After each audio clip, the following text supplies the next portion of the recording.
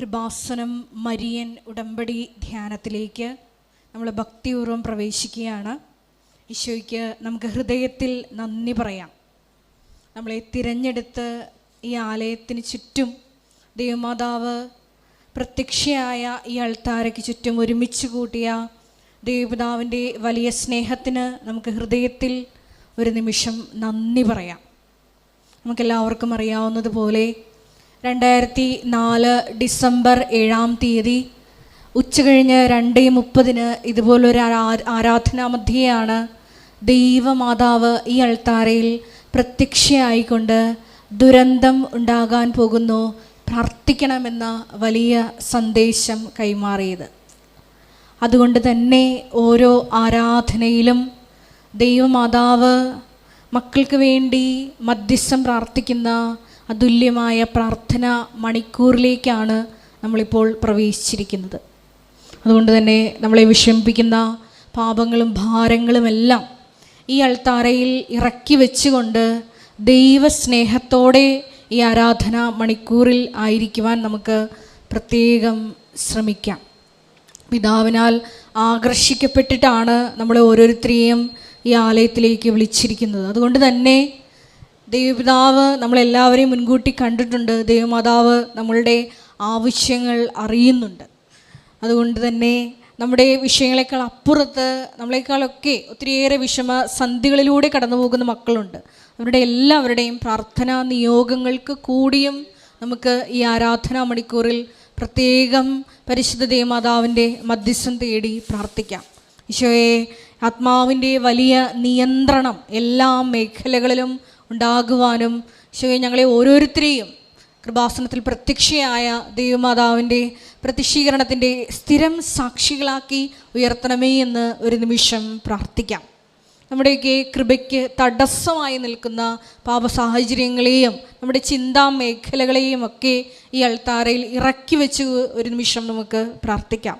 കൃപ വന്ന് നിറയുവാൻ നമ്മുടെ ജീവിതത്തിൽ തടസ്സമായിട്ടുള്ള എല്ലാ മേഖലകളെയും ബഹുമാനപ്പെട്ട VP ജോസഫ് അച്ഛൻ്റെ ധ്യാനത്തിലൂടെ ഈശോയെ വെളിപ്പെട്ട് കിട്ടണമേ എന്ന് ഒരു നിമിഷം പ്രാർത്ഥിക്കാം. ഈശോയെ, അങ്ങയുടെ സാന്നിധ്യം ഈ ആലയത്തിൽ ഈ നിമിഷം പ്രകടമാക്കണമേ എന്ന് പ്രാർത്ഥിക്കുന്നു.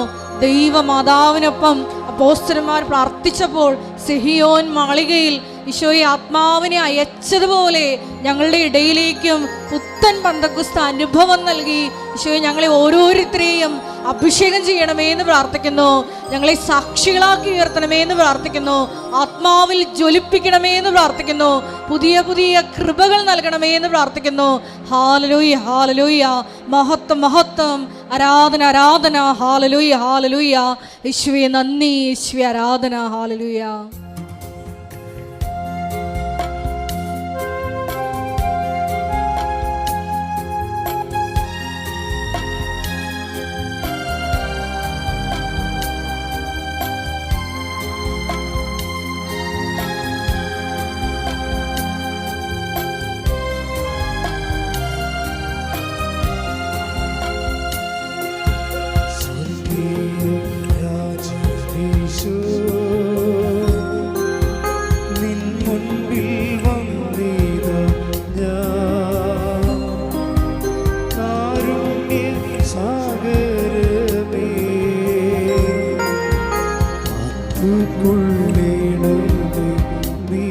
ദൈവസ്നേഹത്തോടെ ചേർന്ന് പാടാം.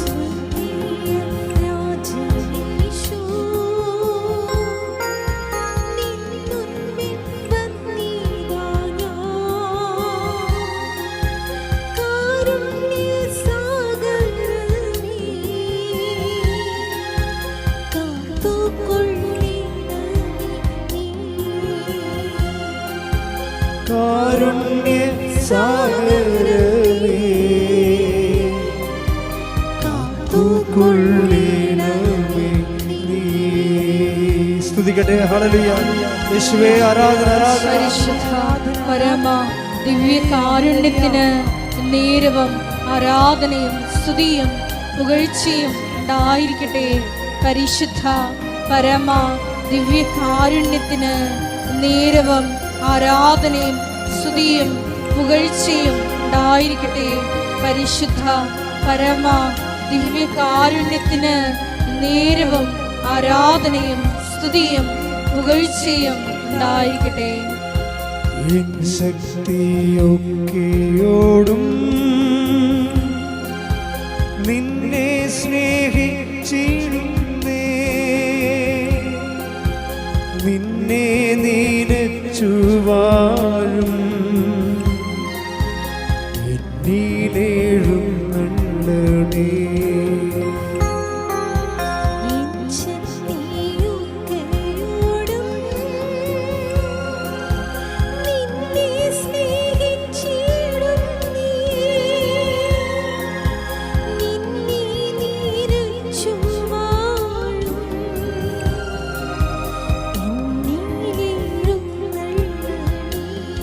സ്വർഗീയ രാജനീശോ, സ്വർഗീയ രാജനീശോ, നിൻ മുൻപിൽ വന്നിടാം ഞാൻ. കാരുണ്യ സാഗരമേ, കാത്തുകൊള്ളണമേ നീ. കാരുണ്യ സാഗരമേ, കാത്തുകൊള്ളണമേ നീ. നമുക്ക് സ്തുതിച്ച് പ്രാർത്ഥിക്കാം. ഹല്ലേലൂയ. യേശുവേ ആരാധന. ഹല്ലേലൂയ, ഹല്ലേലൂയ, കർത്താവേ, ആരാധനയുടെ നിമിഷങ്ങളൊക്കെയും ദൈവ സാന്നിധ്യത്തിന്റെ നിമിഷങ്ങളാകുവാൻ ഞങ്ങൾ അഭിഷേകം ചെയ്യണമേ.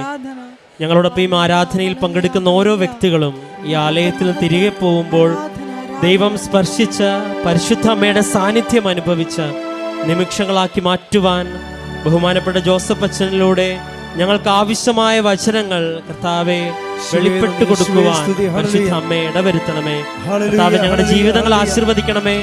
ഇനി ഞങ്ങൾ ചെലവഴിക്കാൻ പോകുന്ന നിമിഷങ്ങളെ ആശീർവദിക്കണമേ. നിനക്ക് ഇഷ്ടമാം വിധത്തിൽ ഞങ്ങളുടെ ജീവിതങ്ങളെയും ഞങ്ങൾ ചെലവഴിക്കാൻ പോകുന്ന നിമിഷങ്ങളെയും രൂപാന്തരപ്പെടുത്തണമേ എന്ന് ഞങ്ങൾ പ്രാർത്ഥിക്കുന്നു. ഹല്ലേലൂയ, ഹല്ലേലൂയ, ഹല്ലേലൂയ.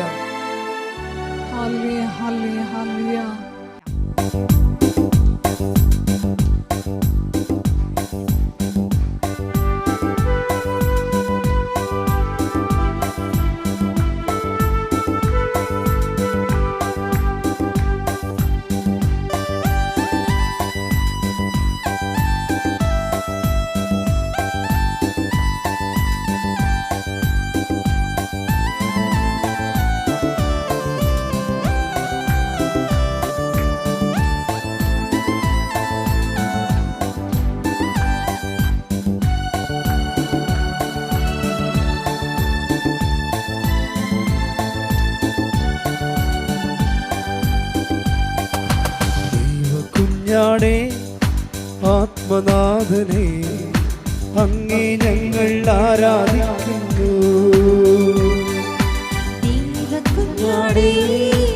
ആത്മനാഥനെ, അങ്ങേ ഞങ്ങൾ ആരാധിക്കുന്നു. കൊല്ലപ്പെട്ടവരെ ജീവനാഥനെ, അങ്ങേ ഞങ്ങൾ ആരാധിക്കുന്നു. കൊല്ലപ്പെട്ടവരെ ജീവനാഥനെ, അങ്ങേ ഞങ്ങൾ ആരാധിക്കുന്നു. ആരാധിക്കുന്നു, ഞങ്ങൾ ആരാധിക്കുന്നു. ഹല്ലേലൂയ, ആമേൻ. ഉച്ചത്തിൽ പാടാം. ആരാധിക്കുന്നു, ഞങ്ങൾ ആരാധിക്കുന്നു. ഹല്ലേലൂയ, ആമേൻ. ദൈവകുഞ്ഞാടേ ആത്മനാഥനെ, അങ്ങേ ഞങ്ങൾ ആരാധിക്കുന്നു. കൊല്ലപ്പെട്ടവനെ ജീവനാഥനെ, അങ്ങേ ഞങ്ങൾ ആരാധിക്കുന്നു.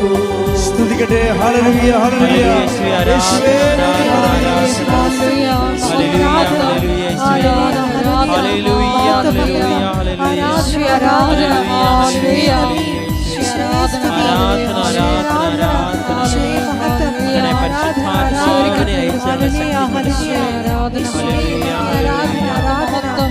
ശരിക്കും കൂടി ധ്യാനം നയിക്കുന്ന ബഹുമാനപ്പെട്ട വി ജോസഫ് അച്ഛനെ ആൾക്കാരെ സമർപ്പിച്ച് പ്രത്യേകം പ്രാർത്ഥിക്കുന്നു. ഞങ്ങൾക്ക് ആവശ്യമായിട്ടുള്ള വചനം നൽകണമേ എന്ന് പ്രാർത്ഥിക്കുന്നു. വചനത്താൽ ഞങ്ങൾ വിശുദ്ധീകരിക്കണമേ എന്ന് പ്രാർത്ഥിക്കുന്നു. വഴി നടത്തണമേ എന്ന് പ്രാർത്ഥിക്കുന്നു. ശക്തിപ്പെടുത്തണമേ എന്ന് പ്രാർത്ഥിക്കുന്നു. ഹല്ലേലൂയ, ഹല്ലേലൂയ. ദൈവപിതാവേ, സ്നേഹതാതനേ, അങ്ങേ ഞങ്ങൾ ആരാധിക്കുന്നു. ദൈവപിതാവേ, സ്നേഹനാഥനേ, അങ്ങേ ഞങ്ങൾ ആരാധിക്കുന്നു. പരിശുദ്ധാത്മാവേ, ജീവാത്മയേ, അങ്ങേ ഞങ്ങൾ ആരാധിക്കുന്നു. പരിശുദ്ധാത്മാവേ, ജീവാത്മയേ, അങ്ങേ ഞങ്ങൾ ആരാധിക്കുന്നു. ആരാധിക്കുന്നു, ഞങ്ങൾ ആരാധിക്കുന്നു. ഹല്ലേലൂയ, ആമേൻ. കരങ്ങൾ ഉയർത്തി അടിച്ചുകൊണ്ട് പാടാം. ആരാധിക്കുന്നു, ഞങ്ങൾ ആരാധിക്കുന്നു. ഹല്ലേലൂയ, ആമേൻ. സ്തുതിച്ചു പ്രാർത്ഥിക്കാം. ഹല്ലേലൂയ, ഹല്ലേലൂയ. മഹത്വം, മഹത്വം, ആരാധന, ആരാധന. ഈശോയെ, നാളിതുവരെ കൃപാസനത്തിൽ വന്ന് നാടുകൂടെ പണിയെടുത്ത് പോയിട്ടുള്ള എല്ലാ കുടുംബങ്ങളെയും സ്ഥാപനങ്ങളെയും അൾത്താരയിൽ സമർപ്പിച്ചു പ്രാർത്ഥിക്കുന്നു. അവരുടെ ജീവിതങ്ങളായ ജീവിത നിയോഗങ്ങളെ ഈശോയെ ആരാധനയുടെ യോഗ്യതയാൽ ഏറ്റെടുക്കണമേ എന്ന് പ്രാർത്ഥിക്കുന്നു. ഞങ്ങളെ ദൈവസ്നേഹത്താൽ നിറയ്ക്കണമേ എന്ന് പ്രാർത്ഥിക്കുന്നു. എളിമ എന്ന പുണ്യത്താൽ നിറയ്ക്കണമേ എന്ന് പ്രാർത്ഥിക്കുന്നു. ഹല്ലേലൂയ, ഹല്ലേലൂയ. ായവനെ, യേശുരാജനെ, അങ്ങേ ഞങ്ങൾ ആരാധിക്കുന്നു. ഒരുമിച്ച് പാടാം. യേശുരാജനെ, അങ്ങേ ഞങ്ങൾ ആരാധിക്കുന്നു. ലോകരക്ഷകനെ, പാപമോചകനെ, അങ്ങേ ഞങ്ങൾ ആരാധിക്കുന്നു. ലോകരക്ഷകനെ, പാപമോചകനെ, അങ്ങേ ഞങ്ങൾ ആരാധിക്കുന്നു. ആരാധിക്കുന്നു, ഞങ്ങൾ ആരാധിക്കുന്നു. ഹല്ലേലൂയ, ആമേൻ. കരങ്ങൾ ഉയർത്തി അടിച്ചുകൊണ്ട് ഉച്ചത്തിൽ പാടട്ടെ. ആരാധിക്കുന്നു, ഞങ്ങൾ ആരാധിക്കുന്നു. ഹല്ലേലൂയ, ആമേൻ. ആരാധിക്കുന്നു, ഞങ്ങൾ ആരാധിക്കുന്നു. ഹല്ലേലൂയ, ആമേൻ. ആമേൻ, ആമേൻ. യേശുനാഥ, ആമേൻ, ആമേൻ. ദൈവപുത്ര, ആമേൻ, ആമേൻ. സർവശക്ത നിത്യപിതാവേ, ആമേൻ, ആമേൻ. യേശുനാഥ, ആമേൻ, ആമേൻ. ദൈവപുത്ര, ആമേൻ, ആമേൻ. സർവശക്ത നിത്യപിതാവേ, നിത്യപിതാവേ. സ്തുതിക്കട്ടെ. ഹല്ലേലൂയ, ഹല്ലേലൂയ. ഹല്ലേലൂയ, ഹല്ലേലൂയ, ഹല്ലേലൂയ. മഹത്വം, മഹത്വം.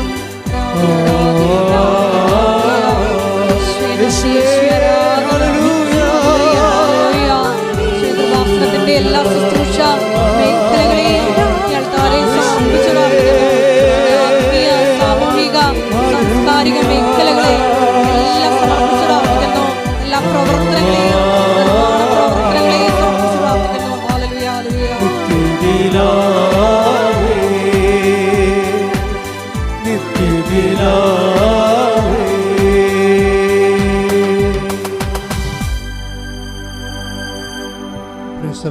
Praise the Lord. പരിശുദ്ധ പരമദിവ്യകാരുണ്യത്തിന് എന്നേരവും ആരാധനയും സ്തുതിയും പുകഴ്ചയും ഉണ്ടായിരിക്കട്ടെ. പരിശുദ്ധ പരമദിവ്യകാരുണ്യത്തിന് എന്നേരവും ആരാധനയും സ്തുതിയും പുകഴ്ചയും ഉണ്ടായിരിക്കട്ടെ. പരിശുദ്ധ പരമദിവ്യകാരുണ്യത്തിന് എന്നേരവും ആരാധനയും സ്തുതിയും പുകഴ്ചയും ഉണ്ടായിരിക്കട്ടെ. എൻ്റെ പ്രിയപ്പെട്ടവരെ, ദൈവവുമായി ഉടമ്പടിയിലായിരിക്കുന്നവർ ഈ വേസ്റ്റ് മാനേജ്മെൻറ്റ് ശരിക്കും പഠിക്കാനുള്ള ഒത്തിരി അവസരങ്ങളുണ്ട്. അത് അർത്ഥവത്തായിട്ട് പ്രയോജനപ്പെടുത്തുന്നതനുസരിച്ചുകൊണ്ട് നമുക്ക് ഉടമ്പടിയിൽ പുരോഗമിക്കാൻ പറ്റും. വേസ്റ്റ് മാനേജ് എന്ന് പറഞ്ഞാൽ നമ്മുടെ അടുക്കള വേസ്റ്റ് അവിടെ തന്നെ കുഴിച്ചു മൂടുന്ന പരിപാടിയല്ല. വേസ്റ്റ് മാനേജർ എന്ന് പറയുന്നത് ലൈഫിൻ്റെ അനുഭവങ്ങളിൽ കുറച്ച് വേസ്റ്റ് അനുഭവങ്ങളുണ്ടാവും. വേസ്റ്റ് അനുഭവങ്ങൾ വെച്ചാൽ അനുഭവങ്ങളിൽ പോസിറ്റീവ് ഉണ്ടാവും, നെഗറ്റീവ് ഉണ്ടാവും, അതേസമയം വേസ്റ്റും ഉണ്ടാവും. വെച്ചാൽ ഒരു കുപ്പ പോലെ ഇരിക്കണ നമുക്ക് തന്നെ ഒരു പിടിയും കിട്ടത്തില്ല. ഈ വേസ്റ്റായിട്ടുള്ള അനുഭവങ്ങളെ എങ്ങനെ ക്രിസ്തുവിനെ നേടാൻ വേണ്ടി നമ്മൾക്ക് റീസൈക്കിൾ ചെയ്യാൻ പറ്റും. അതാണ് ഉടമ്പടി ഇന്ന് അന്വേഷിക്കുന്നത്. കാര്യം എല്ലാവരും സാക്ഷ്യം പറയുമ്പോൾ കുറച്ച് വേസ്റ്റേജ് പറയുന്നുണ്ട് അവർ. പക്ഷെ അവർക്ക് അറിയത്തില്ല അത് എന്തുകൊണ്ടാണ് അങ്ങനെ സംഭവിക്കുക. ഉടമ്പടി ഞാൻ എടുത്തതാണല്ലോ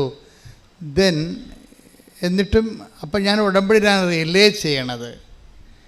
ഞാൻ ഉടമ്പടി റിലേ ചെയ്തിട്ടും എൻ്റെ ധാരണയ്ക്ക് എതിരെ കുറേ ഫ്ലോപ്പ് ആൻഡ് ഫെയിലിയേഴ്സ് സംഭവിക്കുന്നു. അപ്പം ചിലർ പറയും അത് എൻ്റെ ഉടമ്പടിയുടെ ചെയ്വനയുടെ കുഴപ്പമാണ്, അതുകൊണ്ടായിരിക്കും. അപ്പോൾ ഇനി ഞാൻ നല്ലവണ്ണം ഉടമ്പടി ചെയ്യാമെന്ന് പറയും. നിങ്ങൾ നല്ലവണ്ണം ഉടമ്പടി ചെയ്ത് ആയാലും ശരി, പിന്നെയും കുറേ വേസ്റ്റേജ് ഉണ്ടാകും അനുഭവങ്ങളിൽ. ഇപ്പം തന്നെ കഴിഞ്ഞ ദിവസങ്ങളിൽ ഒരു ഡോക്ടറിൻ്റെ സാക്ഷ്യമുണ്ടായി. ഡോക്ടർ അള്ളിൻ്റെ സാക്ഷ്യത്തിൽ അവർ വളരെ ഇൻ്റലിജൻ്റ് എലഗൻ്റായിട്ടുള്ള ലേഡിയാണ്.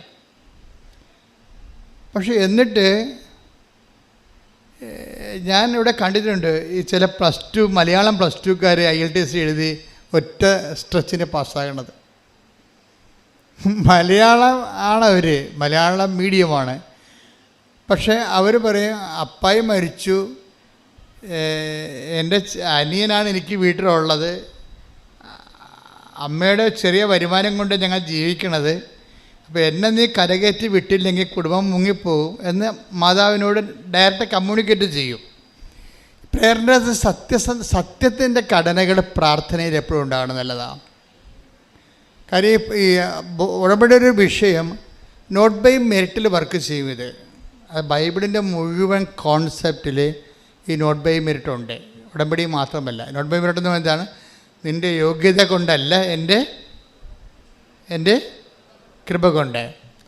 അപ്പോൾ നമ്മുടെ യോഗ്യത ഇല്ലെങ്കിലും ഉടമ്പടി പെർഫെക്റ്റ് ആണെങ്കിൽ ദൈവം ആ ഓപ്ഷൻ ഉപയോഗിച്ചുകൊണ്ട് നിങ്ങളെ ഹെൽപ്പ് ചെയ്യും. അതുകൊണ്ടാണ് ഈ മലയാളം മീഡിയംകാർ പ്ലസ് ടുക്കാർ IELTS എഴുതുമ്പോൾ ഒറ്റ സമയത്ത് തന്നെ പാസ്സായി വരും.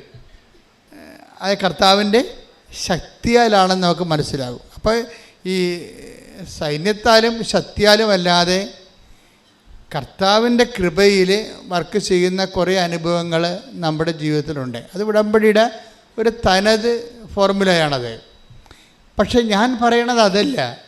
നിങ്ങളതെല്ലാം കൃത്യമായിട്ട് ചെയ്താൽ, ഇപ്പോൾ ഈ ഡോക്ടർ അഡ്ലിന് എന്താ സംഭവിച്ചത്?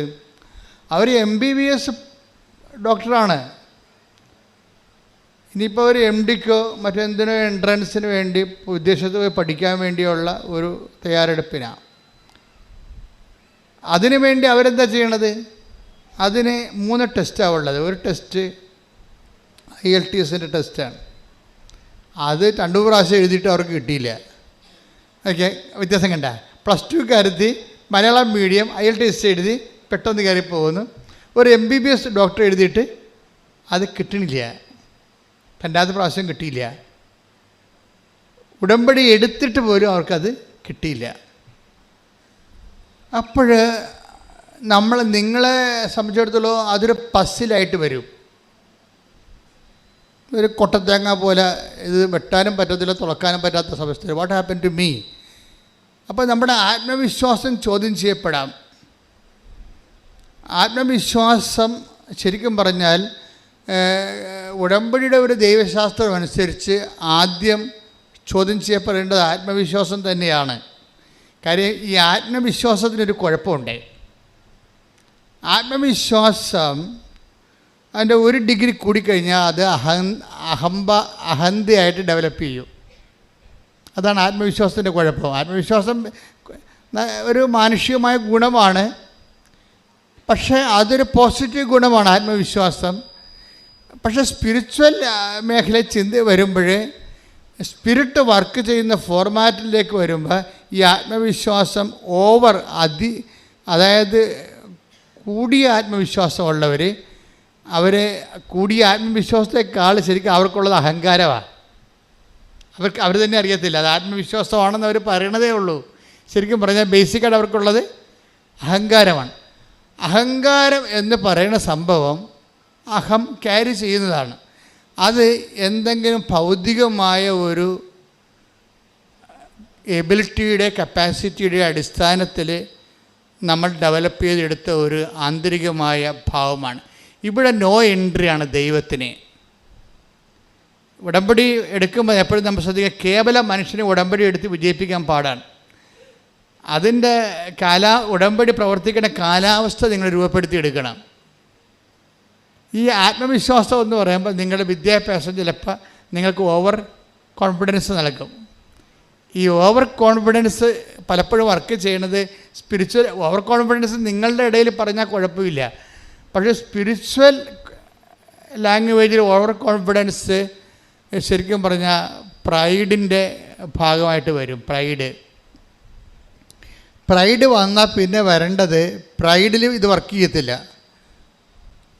ഉടമ്പടി പ്രൈഡിൽ, അഹങ്കാരത്തിൽ ഉടമ്പടി, ഓവർ കോൺഫിഡൻസിൽ ഉടമ്പടി വർക്ക് ചെയ്യത്തില്ല.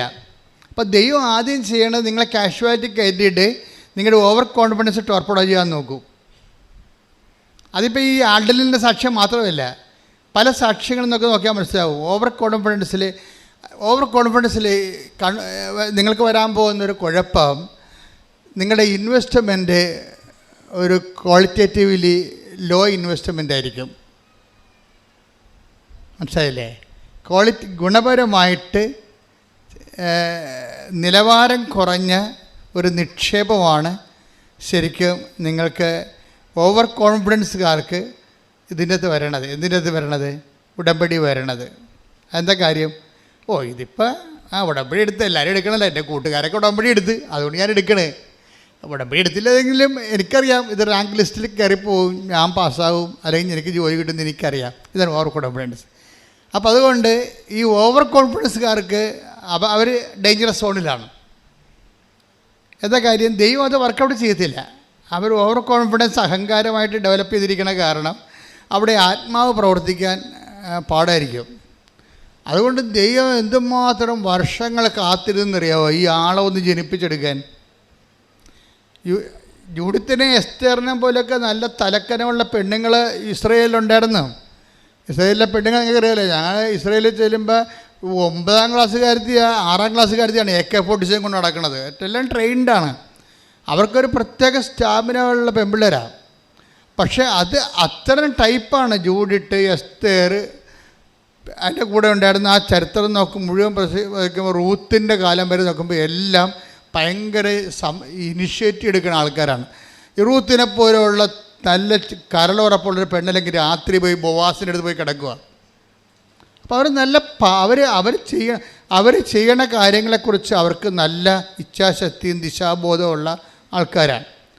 പക്ഷേ എൻ്റെ പ്രോബ്ലം വെച്ച് കഴിഞ്ഞാൽ അങ്ങനെയുള്ള ഒരാളെ ഒരു രക്ഷാകര നടപടിക്രമത്തിൻ്റെ കെയർ ടേക്കറായിട്ട് നിർത്താനേ പറ്റത്തുള്ളൂ. അതിൻ്റെ യഥാർത്ഥ ആളായിട്ട് ഏജൻ്റായിട്ട് വെക്കാൻ പറ്റത്തില്ല. അതുകൊണ്ട് റൂത്തും താമറും ഒക്കെ രക്ഷാകര സംഭവത്തിലെ കെയർ ടേക്കേഴ്സാണ്. അവർ ശ്രേണിയിലുണ്ട്, ഇല്ലെന്നൊന്നും പറയണില്ല, ഉണ്ടവർ. പക്ഷേ അവർ ലൈം ലൈറ്റിലില്ല. അവർ ഇങ്ങനെ ഗ്രീൻ റൂമിൽ നിൽക്കണ കാണാം. താമറൊക്കെ ഗ്രീൻ റൂമിലുണ്ട്. രക്ഷാകര ചരിത്രം വായിക്കുമ്പോൾ താമറ അതിൻ്റെ അകത്തുണ്ട്. താമറ വിജാതി സ്ത്രീയാണ്, മോവാബുകാരത്തിയാണ്. അപ്പോൾ അതേസമയം തന്നെ അതേസമയം തന്നെ റൂത്തുണ്ട്, എല്ലാവരും ഉണ്ട്. പക്ഷേ സ്റ്റേജിൽ മറിയം മാത്രമേ ഉള്ളൂ. അതെന്താ കാര്യം? അവിടുന്ന് തന്നെ ദാസിയുടെ വിനീത അവസ്ഥ. മറ്റതൊക്കെ വിനീതപ്പെട്ട് വരാൻ കുറച്ച് സമയമെടുക്കും. റൂത്തും താമരൊക്കെ വിനയപ്പെട്ട് വരാനേ. താമറിൻ്റെയൊക്കെ കാര്യം ഭയങ്കര വിറ്റാണ്. താമര പറയും ഞാൻ ഗർഭിണിയായിരിക്കണതേ, എൻ്റെ കയ്യിൽ റിങ് ഉണ്ട്, ഇതിൻ്റെ ഉടമസ്ഥനാണ് എൻ്റെ ഗർഭത്തിൻ്റെ ഉത്തരവാദി എന്ന് പറയും. അതാരാണ്? അത് ജൂദയാണ്. ജൂദാക്കിട്ട് പണി കൊടുക്കണേ, ജൂദയുടെ അഭ്യാസമൊന്നും എൻ്റെ അടുത്ത് നടക്കത്തില്ലെന്ന് പറയും. അപ്പോൾ അവർക്ക് അങ്ങനെ ചങ്കുറപ്പുള്ളവരൊക്കെ ഇതിനകത്തുണ്ട്. പക്ഷെ അവർ രക്ഷാകര നടപടിക്രമത്തിലുണ്ട്. അവർ ഗ്രീൻ റൂമിലാണ്. അവരെ വെച്ചുകൊണ്ട് ക്രിസ്തുവിനെ ഡയറക്റ്റ് പ്രസവിക്കാനൊന്നും പറ്റത്തില്ല. അതാണ് പ്രശ്നം. ഇപ്പോൾ ദാവീദിനെ പ്രസവിച്ചത് റൂത്ത് അല്ലെങ്കിൽ പോലും റൂത്ത് ദാവീദിൻ്റെ അമ്മുമ്മയാണ് ശരിക്കും പറഞ്ഞാൽ. അപ്പോൾ ദാവീദിൻ്റെ പോലും അമ്മുമ്മയാകാൻ റൂത്തിന് പറ്റണുള്ളൂ. റൂത്തിൻ്റെ അത് വലിയ മിസ്റ്റേക്ക് ഇല്ലാത്തൊരു ലേഡിയാണ്.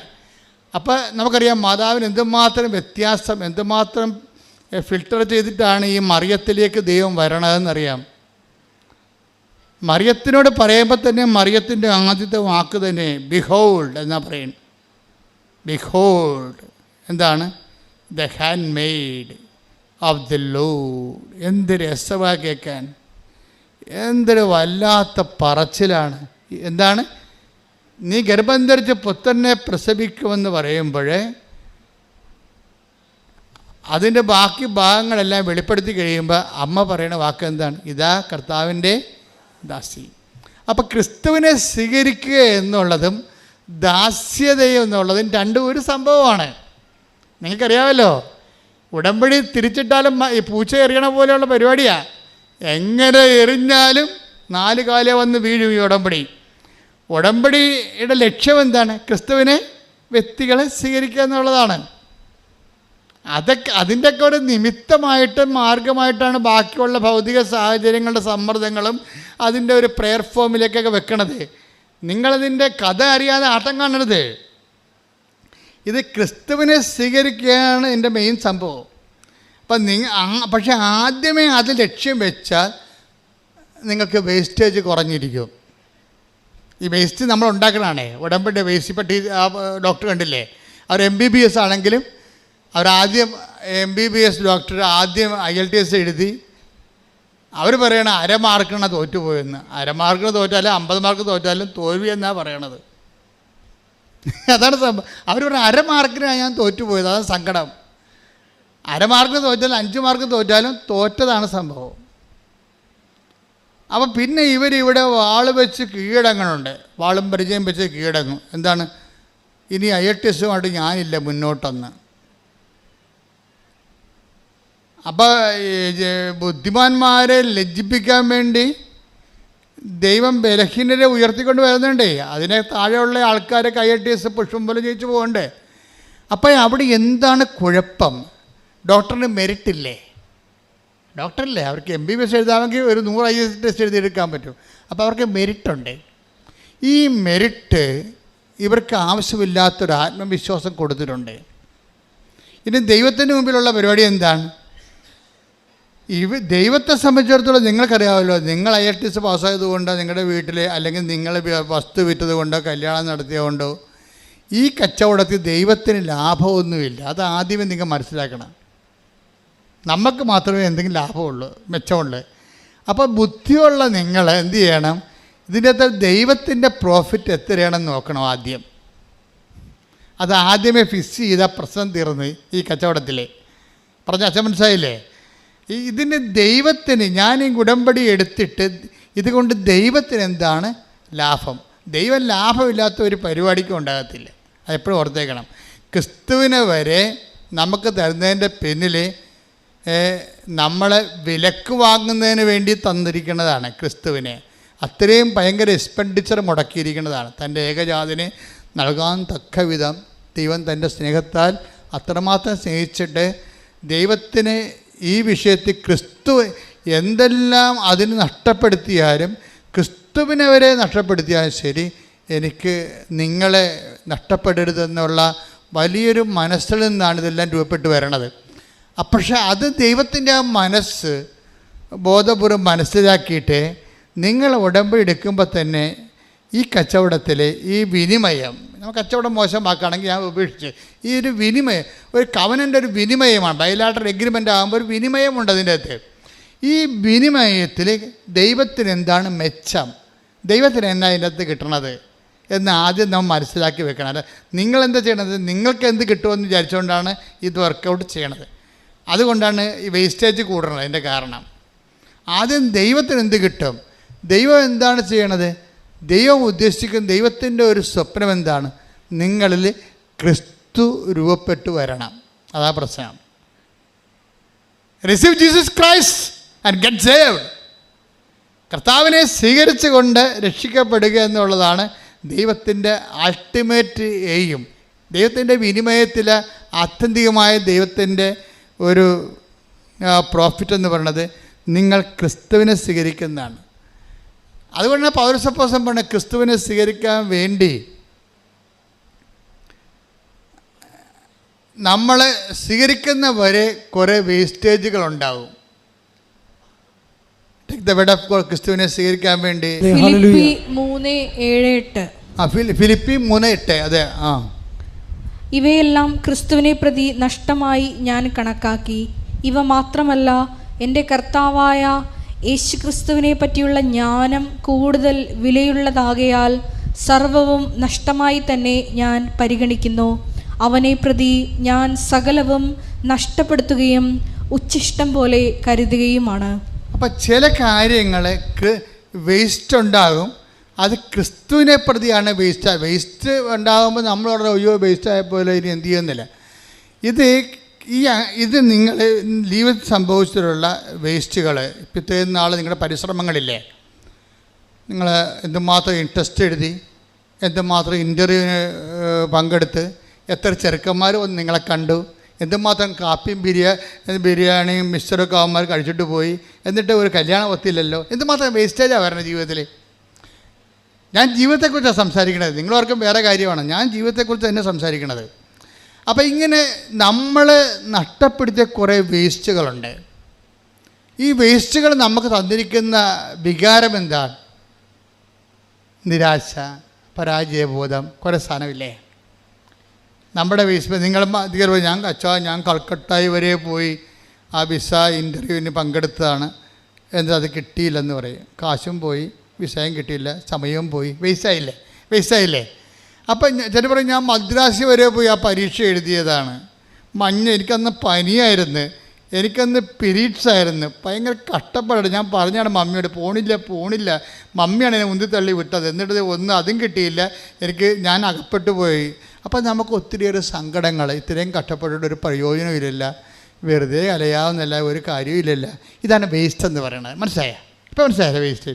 ഈ വേസ്റ്റ് കൊണ്ട് എങ്ങനെ വിളക്ക് കത്തിക്കാമെന്ന് നോക്കണം. ഈ വേസ്റ്റ് എടുത്തിട്ട് എന്താ ചെയ്യണത്?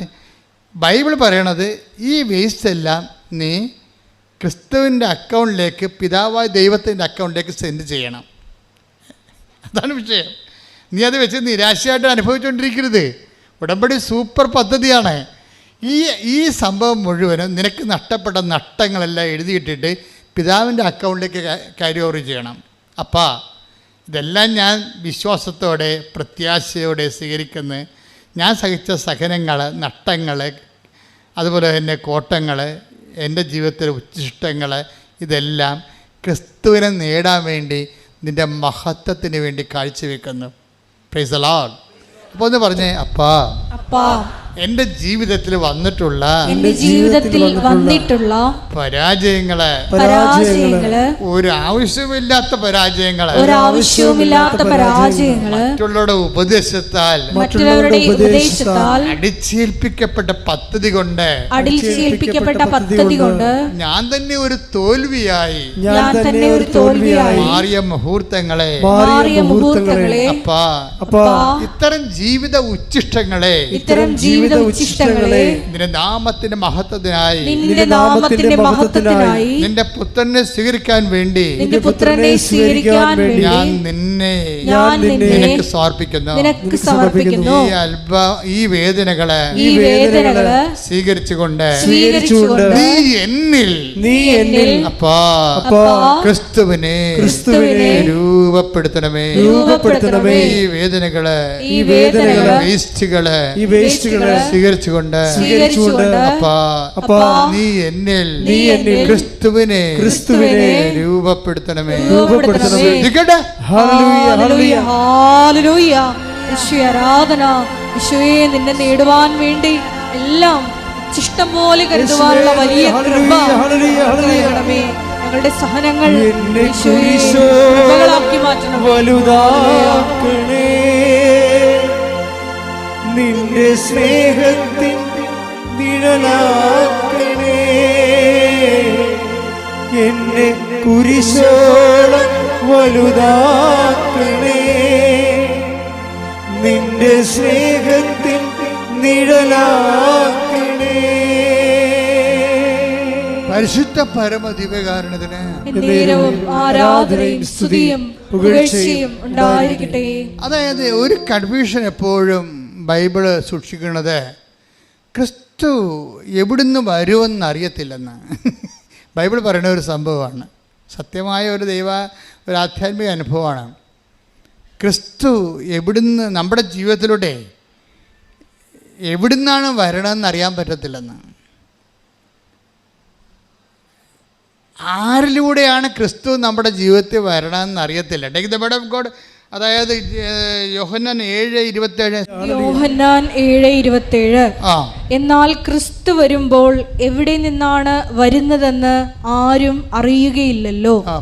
അതാണ് അങ്ങനെ ഒരു ക്രിസ്തുവിൻ്റെ വരവിന് അങ്ങനെ ഒരു ഫിനോമിനുണ്ട്. അതായത് എവിടെ നിന്നാണ് വരിക, ആരിലൂടെയാണ് വരിക എന്നറിയത്തില്ലെന്ന്. കർത്താവ് എന്നിട്ട് പറയും അപ്രതീക്ഷിതമായ സമയത്തായിരിക്കും മനുഷ്യപുത്രൻ വരിക എന്ന് പറയും. മത്തായി 24:44. അതിനാൽ നിങ്ങളും തയ്യാറായിരിക്കണം. പറഞ്ഞേ, അതിനാൽ നിങ്ങളും തയ്യാറായിരിക്കണം. നിങ്ങൾ പ്രതീക്ഷിക്കാത്ത മണിക്കൂറിലായിരിക്കും നിങ്ങൾ പ്രതീക്ഷിക്കാത്ത മണിക്കൂറിലായിരിക്കും മനുഷ്യപുത്രൻ വരുന്നത്. അപ്പൊ ഇത് ക്രിസ്തു എവിടുന്ന് വരുന്നു, ആരിലൂടെ വരുന്നു, എപ്പോൾ വരുന്നു എന്നുള്ളത് വി ഡോണ്ട് നോ. അതിൻ്റെ അർത്ഥം എന്താണ്? ക്രിസ്തു ആരിലൂടെയും വരാം, ക്രിസ്തു എപ്പോഴും വരാം. അതാണ് പ്രശ്നം. ഒന്ന് പറഞ്ഞേ ക്രിസ്തു ആരിലൂടെയും വരാം, എവിടെ നിന്നും വരാം, ഏത് സമയത്തും വരാം. അപ്പോഴെന്ന് വെച്ചാൽ നമ്മുടെ ഈ അനുഭവങ്ങളില്ലേ, നമ്മുടെ പാസീവ് ആൻഡ് നെഗറ്റീവ് എക്സ്പീരിയൻസ് ഇല്ലേ, അത് നിങ്ങൾ വളരെ ശ്രദ്ധയോടെ ശ്രദ്ധിക്കണം. അത് നിങ്ങൾ ഓർക്കും വളരെ നല്ല. ഇവിടെ ഈ സാക്ഷ്യം പറഞ്ഞതെല്ലാം പോസിറ്റീവായിട്ടുള്ള ഗ്രീൻ ചാനലിലൂടെ ക്രിസ്തു വന്നതിൻ്റെതാണ് ഇല്ലേ. ഇത് ഭൗതിക നേട്ടങ്ങളെല്ലാം അങ്ങനെയാണ്. പക്ഷേ ആധ്യാത്മിക നേട്ടങ്ങളെ കൃപ സ്വീകരിക്കുന്നതെല്ലാം നെഗറ്റീവ് ചാനലിലൂടെയാണ് ക്രിസ്തു വരണത് പലപ്പോഴും. അത് എങ്ങനെ മനസ്സിലാക്കണത്? Negative channel. ഇപ്പം ഞാനിവിടെ നിൽക്കുമ്പോൾ എൻ്റെ അപ്പന് ഭയങ്കര ഇഷ്ടമായിരുന്നു എന്നെ പട്ടക്കാരനാക്കണത്. പക്ഷേ ഞാൻ 10ാം ക്ലാസ് പാസ്സായപ്പോൾ 3 മാസം മുമ്പ് അപ്പം പോയി, യാത്രയായി, തീർന്നു. പിന്നെ എന്നെ കൊണ്ടുപോകാനും ആരുമില്ല. ഞാനൊരു നിക്കറിട്ട് സ്വന്തമായിട്ടാണ് സെമേരി ചേർന്നത്. ആരുമില്ലായിരുന്നു. എനിക്കറിയാവുന്ന ഒരു കർത്താവിൻ്റെ മാലാഖ ഉണ്ടായിരുന്നു. ആകപ്പാടെ കൊന്ത പോലും അറിയാൻ പാടില്ല. കർത്താവിൻ്റെ മാലാഖ എൻ്റെ അപ്പം പഠിപ്പിച്ചിട്ടുണ്ട് എന്നെ. ഞാൻ എവിടെ പോയാലും കർത്താവിൻ്റെ മാലാഖ ചൊല്ലിക്കൊണ്ടേ പോകത്തുള്ളൂ. പക്ഷെ അത് ഇത്രയും വലിയ പ്രാർത്ഥനയാണെന്ന് എനിക്കറിയത്തില്ല. ഇപ്പം എനിക്ക് മനസ്സിലായി. രക്ഷാകര സംഭവങ്ങൾ മനുഷ്യൻ മുട്ടയിൽ നിന്ന് മൊത്തം പ്രാർത്ഥിക്കേണ്ട പ്രാർത്ഥന കർത്താവിൻ്റെ മാലാഖയാണ്. എന്താണ്? ആ കർത്താവിൻ്റെ മാലാഖ തന്നെയാണ് ഞാൻ ഇന്ന് നിങ്ങളോട് പറയുന്നത്. എന്താണ്? കർത്താവിൻ്റെ മാലാഖ പരിശുദ്ധ മറിയത്തോട് വചിച്ചു, പരിശുദ്ധാത്മാവിനാൽ മറിയം ഗർഭം ധരിച്ചു. കൈയടിക്കട്ടെ, ശ്രദ്ധിക്കട്ടെ.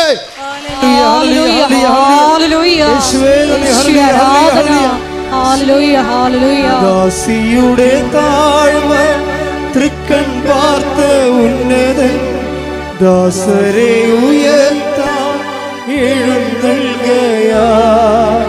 ദാസിയുടെ താഴ്മ തൃക്കൺ പാർത്ത ഉന്നതൻ ദാസരെ ഉയർത്താൻ എഴുന്നള്ളുകയാ. എന്തൊരാനന്ദം, എന്തൊരാനന്ദം അമ്മ മേരിയൊപ്പം ആരാധിക്കുമ്പോൾ. എന്തൊരാനന്ദം, എന്തൊരാനന്ദം അമ്മ മേരിയൊപ്പം ആരാധിക്കുമ്പോൾ. പരിശുദ്ധ പരമദിവ്യകാരുണ്യത്തിന് എന്നേരവും ആരാധനയും സ്തുതിയും പുകഴ്ചയും ഉണ്ടായിരിക്കട്ടെ. അപ്പം മരിച്ചത് ഒരു നെഗറ്റീവ് കാര്യമാണല്ലേ? അപ്പം മരിച്ചത് പിന്നെ എന്താണ് അതിലൂടെ ഉണ്ടായ ഇമ്പാക്റ്റ് എന്താ? എൻ്റെ അപ്പൻ്റെ മരണത്തിലൂടെ ഉണ്ടായ ഇമ്പാക്റ്റ് എന്താണ്? എൻ്റെ കോൺഫിഡൻസ് തകർന്നു പോയി. നിൻ്റെ അപ്പൻ മരിച്ചാലും നിൻ്റെ കോൺഫിഡൻസ് തകർന്നാലും തകരാത്ത ഒരു ആളാണ് ക്രിസ്തു. കൈയടിക്കട്ടെ, ശ്രദ്ധിക്കട്ടെ.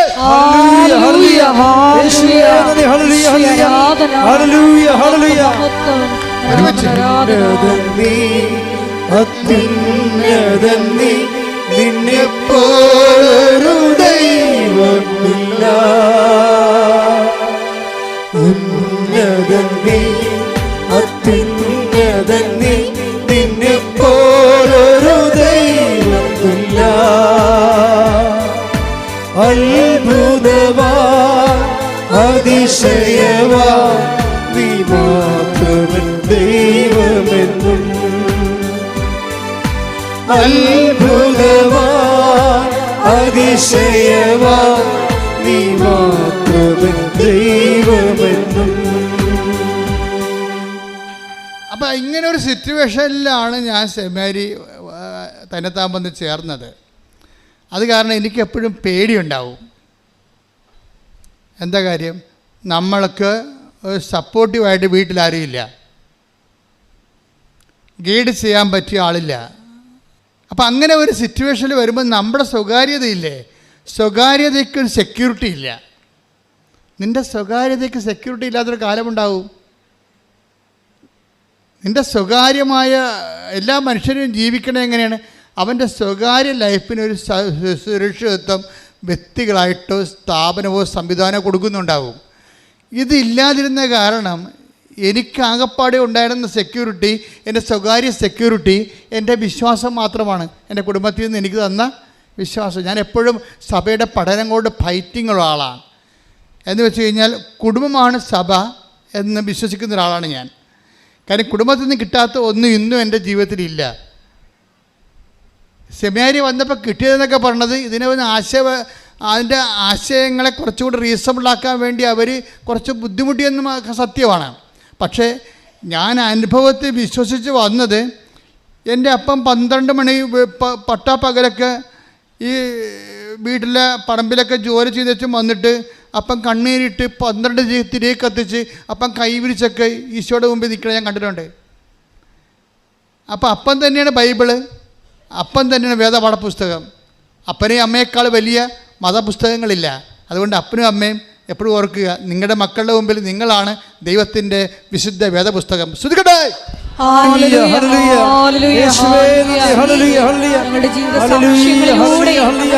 മാതൃകയാകുവാൻ ഈ ആരാധനയിലൂടെ ഞങ്ങളെ അഭിഷേകം ചെയ്യണമേ. ആരാധന ആരാധന യേശുവേ ആരാധന. ഞാൻ കഴിഞ്ഞ ദിവസങ്ങളിൽ ഇവിടെ പ്രാർത്ഥിച്ചുകൊണ്ട് കുഞ്ഞിന് വേണ്ടി പ്രാർത്ഥിക്കുകയാണ്. ആ കുഞ്ഞിന് എന്തോ ചെവി കേൾക്കാൻ പാടില്ല. ആ കുഞ്ഞിന് വേണ്ടി പ്രാർത്ഥിക്കുമ്പോൾ എന്നോട് അമ്മ പറഞ്ഞത്, ചെവി മൊത്തമല്ല, അല്പം കേൾക്കാൻ പാടില്ല. പക്ഷേ അമ്മ എന്നോട് പറഞ്ഞത്, കുഞ്ഞിന് ഭയങ്കര പേടിയാണ് അച്ഛാ, ഇരുട്ടിനെ പേടി, സ്വരത്തിൽ സംസാരിച്ച പേടി, അതാണ് ചീട്ടൽ എഴുതി വച്ചിരിക്കണത്. അപ്പോൾ ഞാൻ പ്രാർത്ഥിച്ചുകൊണ്ടിരിക്കുന്ന സമയത്ത് ഞാൻ പ്രാർത്ഥന ഇടയ്ക്ക് നിർത്തി. ഞാൻ പറഞ്ഞു, തള്ളേ, ആദ്യം നിങ്ങളുടെ നിലവിളി നിർത്ത്. നിങ്ങൾ ആരാണ്? നിങ്ങൾക്ക് ഒരു അമ്മയാകാനുള്ള യാതൊരു യോഗ്യതയുമില്ല. കാര്യം ഞാൻ ഓൺ ദി സ്പോട്ടിലേ പറയത്തില്ല ആൾക്കാരോട്, പിന്നെ വെച്ചിട്ട് പറയാൻ നമുക്ക് ആളെ കിട്ടത്തില്ലല്ല. ഞാൻ പറഞ്ഞു, നിങ്ങൾക്ക് പ്രസവിക്കാനോ ഒരു കുഞ്ഞിനെ വളർത്താനോ ഒരു യോഗ്യതയുമില്ല. എന്താ കാര്യം? ഇവർ എന്തെങ്കിലും നിസ്സാര കാര്യമാകുമ്പോൾ തന്നെ ആനമൂത്രം പോലെ ഇങ്ങനെ നിലവിളിക്കാൻ തുടങ്ങും. ഈ പെറ്റ കുഞ്ഞ്, ആ കുഞ്ഞുനാൾ മുതൽ ഇവരുടെ കണ്ണും കരച്ചിലും കണ്ട് ആ കൊച്ചിൻ്റെ ആത്മവിശ്വാസം തകർന്നു പോയി. കുഞ്ഞിന് പേടിയായി. ഇനി ഇവർ വേണമെങ്കിൽ പേടിപ്പിക്കുകയും ചെയ്യും, പറഞ്ഞ് പേടിപ്പിക്കുകയും ചെയ്യത്തില്ല. മാക്കാൻ പഞ്ഞു കൊക്കോ എന്നൊക്കെ പറഞ്ഞു കഴിഞ്ഞാൽ പേടിപ്പിക്കത്തില്ലേ? എന്തെങ്കിലും ചോറ് തിരിക്കാനാണെങ്കിലും മുല കൊടുക്കാനാണെങ്കിലും കുടിക്കുക, നമ്മളെ പേടിപ്പിക്കുക. കുഞ്ഞുങ്ങളുടെ പേടിയെല്ലാം നിങ്ങൾ അമ്മമാരായിട്ട് പകർന്നിട്ടാണ്. പക്ഷെ ചില അമ്മമാരുണ്ട്, നല്ല ചങ്കൂറ്റം പോലെ നിൽക്കും. കൊച്ചു താഴെ വീണാൽ പോലും ആ തരതാഴ്ത്തുമെന്നുള്ളതാണ്. കൊച്ചുങ്ങളെ വീഴും, അതൊക്കെ തരതാഴ്ത്തുമെന്നുള്ളത്. നമ്മൾ ചെന്നാൽ മാത്രമേ നിലവിളിക്കത്തില്ല, അല്ലെങ്കിൽ ആ കൊച്ചു തന്നെ എഴുന്നിട്ട് വരുവേ. നമ്മൾ എൻ്റെ അമ്മോ മകളെ എന്നും പറഞ്ഞ് ഞങ്ങൾ ഓടി ചെല്ലുമ്പോഴത്തേനും കൊച്ചു കയറാൻ തുടങ്ങും. നമ്മൾ ചെല്ലാനുണ്ടെങ്കിൽ കയറാൻ തുടങ്ങും കൊച്ചിന്, കാരണം സ്വരം കൂടും. നമ്മൾ മൈൻഡ് ചെയ്യില്ല. ആരും അമ്മ നിങ്ങൾ അറിയാമോ, അങ്ങോട്ടും ഇങ്ങോട്ടും കൊച്ചു നോക്കിയിട്ട് അങ്ങോട്ടും കൊച്ചു അമ്മനെ കണ്ടില്ലെങ്കിൽ തന്നെത്താൻ എഴുന്നിട്ട് ഒരു സംഭവം. അപ്പം നമ്മൾ എപ്പോഴും ശ്രദ്ധിക്കേണ്ട കാര്യം, കുഞ്ഞുങ്ങളുടെ ആത്മവിശ്വാസം കെടുത്തണമൊന്നും ചെയ്യരുത്, മാനുഷികമായ ഭാഷയെ പറഞ്ഞാൽ. പക്ഷെ ദൈവം തൻ്റെ പുത്രനെ നമുക്ക് നൽകുമ്പോൾ നമ്മുടെ ഈ മാനുഷികാവകാശം ചില സമയത്ത് ഡാമേജ് ചെയ്യും. അതിൻ്റെ ഉദ്ദേശം എന്ന് വെച്ച് കഴിഞ്ഞാൽ, നീ ക്രിസ്തുവിനെ സ്വീകരിക്കാൻ വേണ്ടി മാനുഷികമായ ഒരു അഹങ്കാരത്തിൽ ക്രിസ്തുവിനെ സ്വീകരിക്കാൻ പറ്റത്തില്ല. താമറിനായാലും റൂത്തിനായാലും ഒക്കെ ഈ മനുഷ്യാത്മാവ് ലോകാത്മാവ് ഇത്തിരി കൂടുതലാണ്. അതുകൊണ്ട് മറിയത്തിൻ്റെ അടുത്ത് വന്നപ്പോൾ മറിയം ആണ് ഒത്ത ആളായിട്ട് ദൈവത്തിന് കിട്ടിയത്. മറിയം ചില്ലറ പുള്ളിയല്ലേ. മറിയം എന്തെങ്കിലും പറഞ്ഞാൽ സമയമായെന്ന് മറിയം പറഞ്ഞാൽ എന്തുകൊണ്ടാണ് കർത്താവും പറയണത്? സമയമായെന്ന് അമ്മ പറഞ്ഞാൽ സമയമായി എന്ന് പറഞ്ഞാൽ എന്താ? മറിയത്തിനെ വിട്ടങ്ങനെ ദൈവത്തിന് ചെയ്യാൻ പറ്റത്തില്ല. എത്ര 4000 കൊല്ലത്തെ സ്ത്രീകളെ മുഴുവനും ഇൻ്റർവ്യൂ ചെയ്ത് മാറ്റിയിട്ടല്ലേ ഈ ആളെ എടുത്തിരിക്കണത്. അപ്പോൾ ആൾ ചില്ലറ പുള്ളിയൊന്നും അല്ലല്ലോ. അതാണ് വിഷയം. ആളെ മനസ്സിലാക്കണം നമ്മൾ ആദ്യം. അപ്പോൾ എന്താ സംഭവിച്ചതെന്ന് വെച്ചാൽ, അമ്മ പറഞ്ഞു, അപ്പാ പറഞ്ഞത് എനിക്ക് മനസ്സിലായി, ഇത് നല്ല റിസ്ക്കുള്ള പരിപാടിയാണ്, ഇത് 10-33 കൊല്ലത്തെ പദ്ധതിയാണ്, ഇത് ചോരയും കണ്ണീരും മാത്രമേ ഈ പദ്ധതിയിലുള്ളൂ, ഞാൻ കുരിശിന് ചൂണ്ടി വരെ നിൽക്കണമെന്നൊക്കെ എല്ലാം. കാരണം ഹൃദയത്തിൽ സംഗ്രഹിച്ചു എന്ന് പറയുമ്പോഴേ ടോപ്പ് വെളിപാട് നടക്കുമ്പോൾ അമ്മ ഉടനെ അതിനെക്കുറിച്ച് സംസാരിക്കത്തില്ല. കാര്യം സംസാരിച്ചുകൊണ്ട് കാര്യമില്ലാത്ത വിഷയമാണ്. അതെന്ത് ചെയ്യും? അമ്മ അത് ഹൃദയത്തിൽ സംഗ്രഹിക്കും. കുരിശിൻ്റെ അംശമുള്ള നമ്മുടെ പെസഹാപ്പത്തിലൊക്കെ കുരിശ് വെച്ച് വരത്തില്ലേ? അപ്പോൾ കുരിശ് വെച്ച് വരുന്ന അനുഭവങ്ങളുണ്ട്. അതിൽ തന്നെ കുരിശ് വെച്ച് വരുന്ന അനുഭവങ്ങളുണ്ട്. കുരിശ് വെച്ച് വരുന്ന അനുഭവങ്ങൾ അമ്മ കഴിച്ചാൽ പിന്നെ മിണ്ടത്തില്ല. അമ്മ മിണ്ടാണ്ടിരിക്കും. എന്താ കാര്യം? ഇത് കാൽവരി വരെ പോകുന്ന ഒരു പദ്ധതിയാണിത്. ചെറിയ യാത്രയല്ല. ഇതിപ്പോൾ ടൈമിൽ ചെയ്ത് തീർക്കാനുള്ളതല്ല. അതുകൊണ്ട് ഹൃദയത്തിൽ സംഗ്രഹിച്ച് അതേക്കുറിച്ച് ധ്യാനിച്ചുകൊണ്ടിരിക്കും.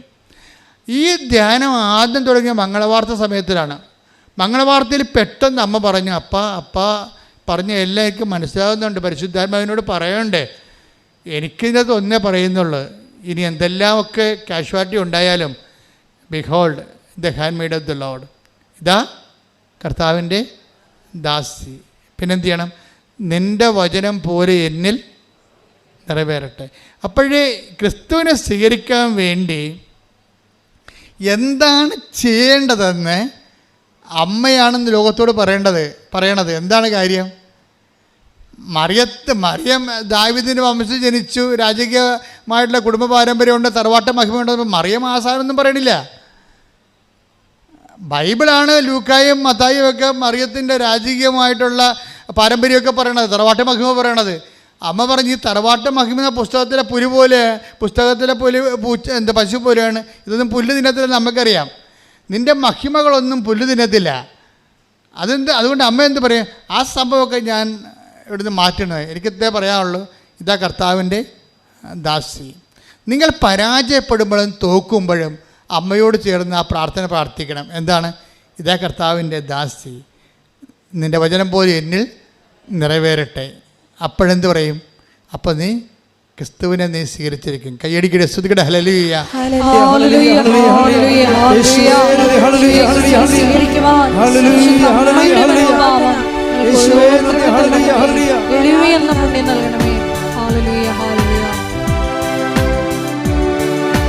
ദാസിയുടെ താഴ്മ തൃക്കൻ പാർത്ത ഉന്നതൻ, ദാസരെ ഉയർത്താൻ എഴുന്നേൽക്കയാ. ദാസിയുടെ താഴ്മ തൃക്കൻ പാർത്ത ഉന്നതൻ, ദാസരെ ഉയർത്താൻ എഴുന്നേൽക്കയാ. എന്തൊരാനന്ദം, എന്തൊരാനന്ദം, അമ്മ മേരിയൊപ്പം ആരാധിക്കുന്നു. എന്തൊരാനന്ദം, എന്തൊരാനന്ദം, അമ്മ മേരിയൊപ്പം ആരാധിക്കുന്നു. പരിശുദ്ധ പരമദിവ്യകാരുണ്യത്തിന് നേരവും ആരാധനയും സ്തുതിയും പുകഴ്ചയും ഉണ്ടായിരിക്കട്ടെ. ഡോക്ടർ അള്ളിൻ ആ സാക്ഷ്യത്തിലെ കൂടെ പറയുന്നൊരു കാര്യമുണ്ട്. അതെന്ന് എല്ലാം പറഞ്ഞു തീർന്നിട്ട് ഞാൻ സാക്ഷ്യത്തിൻ്റെ ഓരോ ഭാഗങ്ങൾ ഈശോ തരണമനുസരിച്ചിട്ട് ഞാൻ നിങ്ങളോട് ഷെയർ ചെയ്യാം. ഇവർ അവസാനം പറയുന്ന ഭാഗമാണ് ഇപ്പം എൻ്റെ മനസ്സിൽ വരുന്നത്. ഇവർ പറയണത് എല്ലാം പറഞ്ഞു കഴിഞ്ഞിട്ട് ഇവർ പറയും, നിങ്ങൾക്ക് ഇതൊരു സാക്ഷ്യമാകാം, പക്ഷേ എനിക്കിതൊരു ജീവിതമാണ്. എന്ത് രസം കേൾക്കാൻ.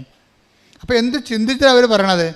നിങ്ങൾക്ക് പലരും പറയണ പോലെ ഇതൊരു സാക്ഷ്യമായിട്ട് വരും, പക്ഷേ എന്നെ സംബന്ധിച്ചിടത്തോളം ഇതൊരു ജീവിതമാണ്. ഞാൻ ക്രിസ്തുവിനെ നേടാൻ വേണ്ടി ദൈവം എന്നെ വ്യത്യസ്തങ്ങളായ ട്രീറ്റ്മെൻറ്റിലൂടെ കടത്തിക്കൊണ്ട് പോകുന്ന എൻ്റെ ജീവിതമാണിത്.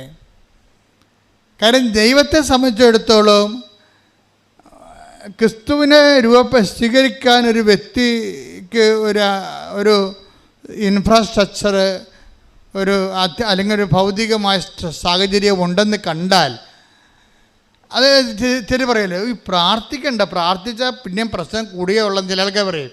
ചില വിഡ്ഢികൾ പറയത്തില്ലേ, ഇനി പ്രാർത്ഥിച്ചു കഴിഞ്ഞാൽ പ്രശ്നം കൂടുകയാണല്ലോ ആൾക്കാർ പറയണത്. ചിലർക്കത് ശരിയാണ്. എന്താ കാര്യം വെച്ച് കഴിഞ്ഞാൽ, നിങ്ങൾ ഓക്കെയാണെങ്കിൽ നിങ്ങളൊക്കെ ക്രിസ്തുവിനെ നേടാനുള്ള ഒരു കൂടുതൽ ഒരു ചാൻസ്, ഒരു പരുവപ്പെടൽ ഉണ്ടെങ്കിൽ, ഒരു 30 മേനി വിളയുമെങ്കിൽ ക്രിസ്തു നോക്കും അത് 60 മേനിയാക്കാൻ പറ്റുമോ അത് നോക്കും. 60 മേനി കൃപ വിളയണ ആളാണെങ്കിൽ ക്രിസ്തു പറയും 100-ന് ചാൻസുള്ള ആളാണ്, വെയിറ്റ് ചെയ്യാൻ പറയാം. അപ്പം നമുക്ക് കിട്ടുന്ന അനുഭവം എന്താ? നെഗറ്റീവ് അനുഭവങ്ങളാണ്. നമ്മളപ്പോൾ എന്ത് ബുദ്ധിയില്ലാത്തത് പറയും, ഞാൻ ഇത്രയും പ്രാർത്ഥിച്ചു, ഉപവസിച്ച് രോഗികളെ കണ്ട് അവരെ പരിചയിച്ചിട്ട് അവസാനം ഇതൊന്നും ചെയ്യാത്ത ആൾക്കാർക്കാണല്ല നേട്ടങ്ങളും സാക്ഷ്യങ്ങളും. എന്നെയൊക്കെ സംബന്ധിച്ച് അത്തരം വളർച്ച എനിക്കില്ലല്ലോ എന്ന് പറയും. ശരിയാണത്, ശരി തെറ്റില്ല അതിനകത്ത്. പക്ഷേ എന്താ പ്രശ്നം വെച്ചാൽ, നീ 60 മേനി കാഴ്ചല്ലേ, അപ്പം നീ തൃപ്തിയല്ലേ? ക്രിസ്തു നിൻ്റെ കാര്യത്തിൽ തൃപ്തിയില്ലാത്ത ആളാണ്. ക്രിസ്തു പറയും 100 മേനിക്ക് ചാൻസുള്ള ആളാണ്, റാങ്ക് കിട്ടാൻ ചാൻസുള്ള കുട്ടിയാണ്, ഉഴപ്പിയിട്ടാണെന്ന് പറയും. അപ്പോൾ ടീച്ചർമാർ പറയത്തില്ലേ മോഡൽ എക്സാം കഴിയുമ്പോൾ പറയും, റാങ്ക് കിട്ടാൻ ചാൻസുള്ള ആളാണ് കേട്ടോ, ഉഴപ്പരുതേ, സ്കൂളിൻ്റെ പേര് കളയരുതേ എന്ന് പറയും. ടീച്ചർമാർ പറയും. അവരെ കുറ്റം പറയാൻ പറ്റത്തില്ല, അവരുടെ അധ്വാനമല്ലേ. അവരുടെ സ്കൂളിന് പേരുണ്ടെങ്കിൽ മാത്രമേ ആ സ്കൂളിലേക്ക് പിള്ളേരെ വിടത്തുള്ള മാതാപിതാക്കന്മാർക്ക്. അവിടെ ജീവൽ പ്രശ്നമാണ്. അവിടെ മാത്രമല്ല, അവിടെ സ്ഥാപനത്തിന് ജീവൽ പ്രശ്നമാണ്. എന്ന് വെച്ച് കഴിഞ്ഞാൽ സ്ഥാപനത്തിൻ്റെയും അത് പഠിപ്പിക്കുന്ന ടീച്ചർമാരുടെ എല്ലാവരുടെയും ഭാവിയാണ്. അതുകൊണ്ട് കുഞ്ഞുങ്ങളുടെ നിലവാരത്തിൽ നിലർത്തുക എന്നുള്ളത് പ്രധാനപ്പെട്ട കാര്യം തന്നെയാണ്.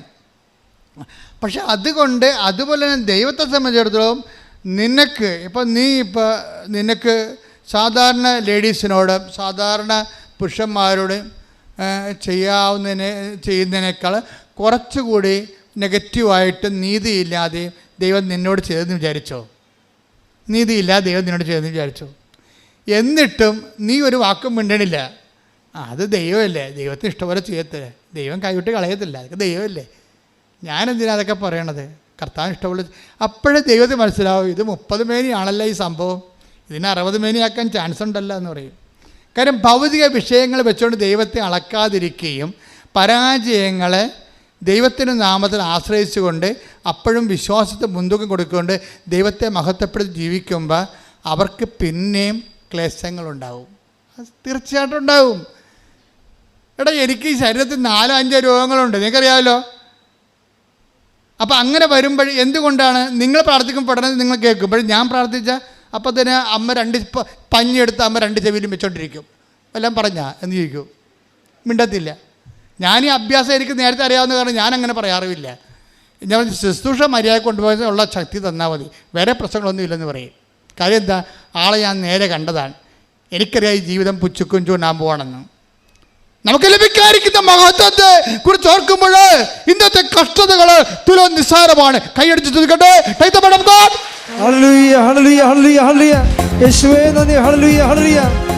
പരിശുദ്ധ പരമദിവ്യകാരുണ്യത്തിന് ആരാധനയും സ്തുതിയും പുകഴ്ചയും ഉണ്ടായിരിക്കട്ടെ. റോമ 8:18 നമുക്ക് വെളിപ്പെടാനിരിക്കുന്ന മഹത്വത്തോട് തുലനം ചെയ്യുമ്പോൾ നമുക്ക് വെളിപ്പെടാനിരിക്കുന്ന മഹത്വത്തോട് തുലനം ചെയ്യുമ്പോൾ ഇന്നത്തെ കഷ്ടതകൾ നിസ്സാരമാണെന്ന് ഞാൻ കരുതുന്നു. ബൈബിൾ ഈ തുലനം ചെയ്യുന്നതിന് കമ്പാരിറ്റീവ് നടത്തുന്നത്, ഈ താരതമ്യം ചെയ്യുന്നതിന് ബൈബിൾ എതിരാണ്, വിഡ്ഢികളാണെന്നാണ് പറയണത്. താരതമ്യം ചെയ്യാൻ ആൾക്കാർ ഭൗതികമായ വിഷയങ്ങളെ മാനദണ്ഡങ്ങളെ വെച്ച് താരതമ്യം ചെയ്യരുത്. 2 Corinthians 10:12 ആത്മപ്രശംസ നടത്തുന്നവരുടെ ഗണത്തിൽ പെടാനോ, ഏറ്റു പറഞ്ഞ ആത്മപ്രശംസ നടത്തുന്നവരുടെ ഗണത്തിൽപ്പെടാനോ ഞങ്ങളെ അവരോട് താരതമ്യം ചെയ്യാനോ ഞങ്ങൾ തുനിയുന്നില്ല. പരസ്പരം അളക്കാനും തുലനം ചെയ്യാനും സാഹസപ്പെടുന്ന വിഡ്ഢികളാണ് അവർ. അപ്പം പരസ്പരം അളക്കുകയും തുലനം ചെയ്യുകയും ചെയ്യുന്നവരെ, ഇപ്പം ഈ തുലനം ചെയ്യുന്നതിനെക്കുറിച്ച് ഇപ്പം നിങ്ങൾ പറയത്തില്ലേ, ഞാനോ വലുത് നീയോ വലുത്. അതുപോലെ തന്നെ വീടുകൾ തമ്മിൽ തുലനം ചെയ്യും, കാറുകൾ തമ്മിൽ തുലനം ചെയ്യും. നിങ്ങൾ ഉടമ്പടി എടുക്കുകയും ജഡിക മനുഷ്യരായി തുടരുകയും ചെയ്യും. അതുകൊണ്ടാണ് ക്രിസ്തുവിന് നിങ്ങൾക്കൊന്നും ചെയ്യാൻ പറ്റാതെ വരുന്നത്. കാര്യം എന്താണ്? പരസ്പരം ജഡിക മനുഷ്യരാണോ അല്ലയോ എന്നറിയണമെങ്കിൽ നിങ്ങളെ ശരിക്കും പേര് കെട്ട വായി നോക്കികളായിരിക്കും. ശരിക്കും പറഞ്ഞാൽ വായി നോക്കികളെന്ന് പറഞ്ഞു കഴിഞ്ഞാൽ ഈ അണിൻ്റെ പിടിൻ്റെ മുഖത്ത് നോക്കണമല്ല. പുറത്തിറങ്ങിയ നിങ്ങളുടെ അടുത്തുള്ള വീടൊക്കെ എത്ര നിലയുണ്ട്, അവിടെ വീട്ടിൽ ചെല്ലുമ്പോൾ എത്ര മുറിയുണ്ട്, അവിടെ കാർ ഏത് കമ്പനിയാണ് എന്നൊക്കെ നോക്കണം. അതാണ് വായി നോട്ടം എന്ന് പറയുന്നത്. ഇനി വായി നാറ്റമെന്നും പ്രധാനമുണ്ട്. പല്ല് തേക്കാതെ നടക്കണ വായിക്കല്ല. എന്ത് പറഞ്ഞാലും ആൾക്കാരുടെ കുറ്റം പറയണ വായി നാറ്റം എന്ന് പറയണ. ഈ ഉടമ്പടി എടുത്തിട്ട് വായി നോട്ടവും വായി നാറ്റവും ഉണ്ടെങ്കിൽ കുറച്ച് താമസിക്കും ഈ ഉടമ്പടി റൈപ്പായി എടുക്കാൻ. കാര്യം നിങ്ങൾ ജഡിക മനുഷ്യരാണെന്ന് ദൈവം പറയും. കാര്യം നിങ്ങൾ തുലനം ചെയ്യുന്നു. ഇപ്പം നിങ്ങൾ കെട്ടിയെടുത്ത് കാനഡയിൽ പോകാൻ പോണത് ആൻറ്റിയുടെ മക്കൾ പോയത് കൊണ്ടല്ലേ. അവർ മര്യാദയ്ക്ക് എവിടെയെങ്കിലും ഉദ്യോഗസ്ഥൻ മേടിച്ചെങ്കിൽ അത് നിങ്ങൾ പോകത്തില്ല. അവർ 10 പുത്തം കൊണ്ടുവന്ന് കഴിയുമ്പോൾ അവരെയും നിങ്ങളുടെ കയ്യിൽ അഭ്യാസം കാണിക്കും. ആവശ്യമില്ലെങ്കിലും വലിയ വീടൊക്കെ ഉണ്ടാക്കും. അപ്പോൾ പിന്നെ നാട്ടുകാർ നോക്കുമ്പോൾ നിങ്ങളുടെ വീടാണെന്ന് പറഞ്ഞാൽ ആ വീട്ടിൽ കയറി ഞങ്ങളെ നിങ്ങളുടെ വീടാണെന്ന് വിചാരിച്ച് അവിടെ പോയെന്ന് പറയും. വല്ല കാര്യമുണ്ടാ? പിന്നെ നിങ്ങൾ അവിടെ നിർത്തിക്കൊണ്ട് അവിടെ തന്തയ്ക്ക് വിളിക്കും. അപ്പോൾ ഉടമ്പടി പഴയ മനുഷ്യരായിട്ട് തുടരുന്ന ഒത്തിരി ആൾക്കാരുണ്ട്. ഉടമ്പടി പുതുക്കുന്നതിൻ്റെ ഉദ്ദേശിക്കുക എന്ന് പറയുന്നത് നിങ്ങൾ ആ പേപ്പർ കൊണ്ടൊന്ന് ടിക്ക് ചെയ്യുന്നതല്ല ഉദ്ദേശിക്കുന്നത്. നിങ്ങൾ ഈ ജഡിക മനുഷ്യരിൽ നിന്ന് ക്രിസ്തുവിനെ സ്വീകരിക്കുന്ന, സർവോപരി ഒന്നാമതായി ക്രിസ്തുവിനെ നേടുന്ന, ക്രിസ്തുവിനെ നേടാൻ വേണ്ടിയെല്ലാം കുപ്പയെ കരുതുന്ന ആത്മീയ മനുഷ്യരാണെങ്കിൽ നിങ്ങൾക്ക് തുലനം ചെയ്യാൻ വേണ്ടി ദൈവം തന്നിരിക്കണത് എന്താണ്? നമുക്ക് ലഭിക്കാതിരിക്കുന്ന മഹത്വത്തെക്കുറിച്ച് ഓർക്കുമ്പോഴേ, തുലനം ചെയ്യുമ്പോഴേ. അതാ റോമർ 8:18 എന്ന് പറഞ്ഞാൽ നമുക്ക് ലഭിക്കാനിരിക്കുന്ന മഹത്വത്തെക്കുറിച്ച് തുലനം ചെയ്യുമ്പോൾ അവിടെയാണ് തുലനം വരണത്. എന്തെങ്കിലും തുലനം ചെയ്യണമെങ്കിൽ വീട്, ജോലി, കാറ്, ആരോഗ്യം, സൗന്ദര്യം ഇങ്ങനെ അഴിഞ്ഞു പോണ കാര്യങ്ങളൊന്നുമല്ല തുലനം ചെയ്യേണ്ടത്. നിങ്ങൾ അങ്ങനെ തുലനം ചെയ്യുന്നവരാണ് നിങ്ങളെങ്കിൽ ദൈവത്തിൻ്റെ കണക്ക് പുസ്തകത്തിൽ നിങ്ങൾ ജഡികരെന്ന് പറയും. ജഡാത്മാവിനെ, ഇപ്പം ദൈവാത്മാവിനെ നയിക്കപ്പെടുന്നവർ റോമ 8:14 അനുസരിച്ചുകൊണ്ട് ദൈവത്തിൻ്റെ മക്കളാണെങ്കിൽ തീർച്ചയായിട്ടും ലോകാത്മാവിനെ നയിക്കപ്പെടുന്നവർ ലോകത്തിൻ്റെ സന്തതികളാണ്. ലോകത്തിൻ്റെ സന്തതികളാണെങ്കിൽ കവനൻ്റ് ചെയ്തെന്ന് പറഞ്ഞാൽ പോലും, അതായത് ലോകത്തിനും ഈ ലോകാരൂപി മൂക്കണാണ് ദുഷ്ടാരൂപി എന്ന് പറയണത്. നിനക്കറിയാലോ, ഒരിക്കലും ഡയറക്റ്റായിട്ട് ദുഷ്ടാരൂപി നമ്മളിലേക്ക് വരത്തില്ല. കാര്യം നമുക്ക് ജ്ഞാനസ്ഥാനം, കുംഭസാരം, കുർബാനം, കൂദാശ ജീവിതമൊക്കെ ഉള്ളതാണല്ലോ. അതുകൊണ്ട് ഡയറക്റ്റായിട്ട് ദുഷ്ടാരൂപി കയറി പിടിക്കത്തില്ല. പക്ഷേ ദുഷ്ടാരൂപി അവിടെ ഒരു തന്ത്രം കാണിക്കുകയാണ് ചെയ്യണത്. എന്താ വെച്ചാൽ ലോകാരൂപിയെ കൊണ്ടുവന്ന് ആദ്യം പോസ്റ്റ് ഇടും. അവനെ പോസ്റ്റ് ഇടുന്നത് എന്താണ്? ലോകാരൂപിയെ കൊണ്ടുവന്ന് പോസ്റ്റ് ഇടും. എന്ന് വെച്ച് കഴിഞ്ഞാൽ കൂട്ടുകാർ ഒരു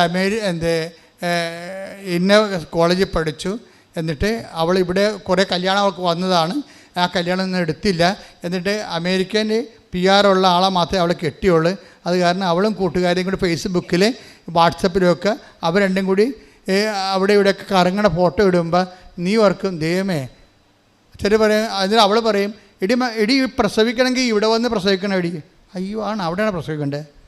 ഇത്തിരി നാൾ ഇവിടെ പ്രസവിക്കാൻ നമ്മൾ വിചാരിച്ചിരിക്കുന്നത്. ഇപ്പം കൂട്ടുകാരത്തി പറഞ്ഞാൽ അവിടെ പോയി പ്രസവിക്കണം. അപ്പം അവിടെ വന്ന് പ്രസവിച്ചാൽ എന്താ കുഴപ്പം? അല്ല, അവിടെ വന്ന് പ്രസവിച്ചാൽ ഇവിടുത്തെ പിന്നെ മൊത്തം ആനുകൂല്യം കിട്ടും. ദൈവമേ, നമ്മുടെ കയ്യിൽ നിന്ന് കാഴ്ച പോകല്ലേ ഇവിടെ പ്രസവിച്ചാൽ. അപ്പം പിന്നെ ഐഡിയ മാറി.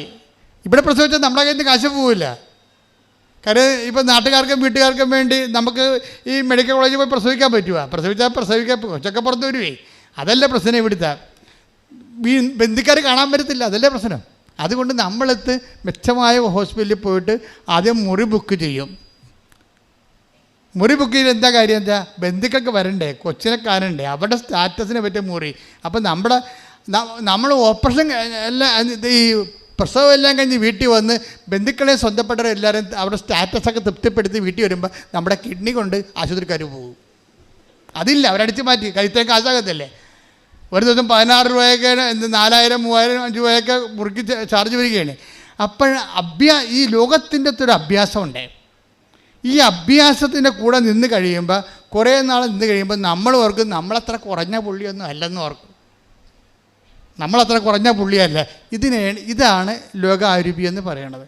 ഈ ലോകാരൂപി ആയിട്ടാണ് ആദ്യം വരണത്. ഇവൻ തലേ തുണിയിട്ടുണ്ട്, പാത്ത് കുടയും പിടിച്ചൊക്കെ വരും.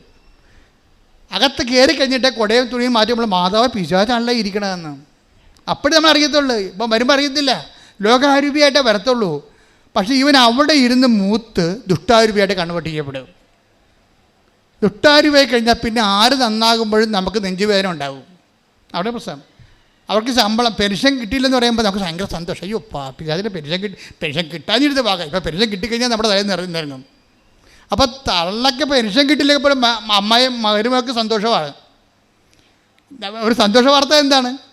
അമ്മയുടെ പെൻഷൻ കിട്ടിയില്ലെന്ന്. അതല്ലേ എന്താ, പണ്ട് പെൻഷൻ കിട്ടിക്കഴിഞ്ഞാൽ പെമ്മക്കൾ മേടിക്കാൻ വേണ്ടി വരും. പിന്നെ ഈ പെമ്മക്കളുടെ അമ്മയുടെയും 10 ക്ലാസ് ഞാൻ കാണണം. തള്ളക്ക് പെൻഷൻ കിട്ടിയില്ലെങ്കിൽ അതേ സമയം ഞാൻ ഉടമ്പടി എടുത്തതാണ്. പക്ഷേ പെൻഷൻ കിട്ടിയില്ലെങ്കിൽ അതൊരു കെറ്റിക്കാര്യമല്ലേ. പെൻഷൻ കിട്ടിയില്ലെങ്കിൽ നിൻ്റെ ഭർത്താവിൻ്റെ കയ്യിൽ നിന്ന് കാശ് പോകും. പക്ഷേ എന്നാലും മരുമകൾ നാട്ടം കെട്ടിയെടുത്ത് വീട്ടിൽ വരത്തില്ലല്ല.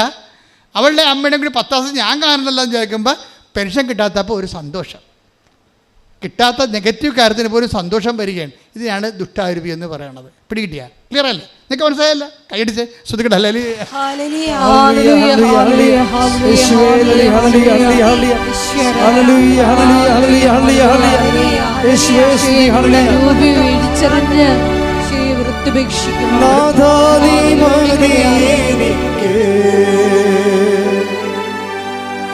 നിൻ കൃപ മതി എനിക്ക്, നാഥാ നീ മതി എനിക്ക്, നിൻ കൃപ മതി എനിക്ക്. ഈ മനുയാത്രയതിൽ തിരുകൃപ മതി എനിക്ക്. ഈ മനുയാത്രയതിൽ തിരുകൃപ മതി എനിക്ക്. പരിശുദ്ധ പരമ ദിവ്യകാരുണ്യത്തിന്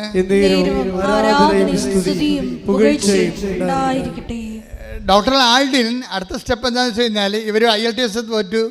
ഇവർ അത് കഴിഞ്ഞ് ആരോ പറഞ്ഞു OIT പോകാൻ. OIT നേഴ്സുമാർ പോണതാണ്, ഡോക്ടർമാർ പോണതല്ല ശരിക്കും പറഞ്ഞു. അപ്പം അവരവിടെ കുറഞ്ഞാലും ശരി, ഇത് കിട്ടിയാവുന്ന പോകാമില്ല എന്ന് വിചാരിച്ചുകൊണ്ട് അതിന് പോയെങ്കിലും അതിനും തോറ്റു.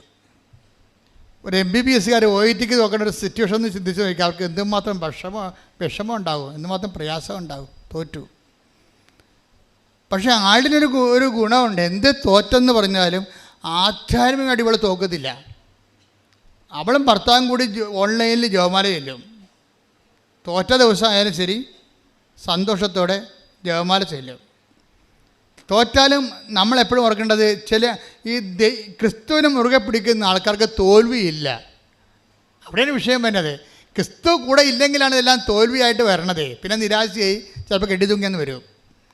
ക്രിസ്തു കൂടെ ഉള്ളത് കാരണം തോൽവിയില്ല. അവൾ ചാച്ച ഞാൻ തോറ്റു കേട്ടാ, ഇനി എന്ത് ചെയ്യുമെന്ന് അറിയത്തില്ല, പക്ഷെ എന്ത് ചെയ്യുമെന്ന് അമ്മക്കറിയാവില്ല എന്ന് പറഞ്ഞുകൊണ്ട് 2 കൊന്തയിൽ അങ്ങനെ കുറച്ച് നാളൊക്കെ ജീവിച്ചു. ഞാൻ പറഞ്ഞ് ചാച്ച ഞാൻ കയറി വരട്ടെ എവിടെ UK നമുക്ക് അവിടെ ഫ്ലാപ്പ് എഴുതാമല്ലോ. ഞാനവിടെ ഇവിടെ OIT IELTS കിട്ടാത്ത ആൾ അവിടെ പോയി എൻട്രൻസ് ടെസ്റ്റ് ഫ്ലാപ്പ് എഴുതാൻ പോയി.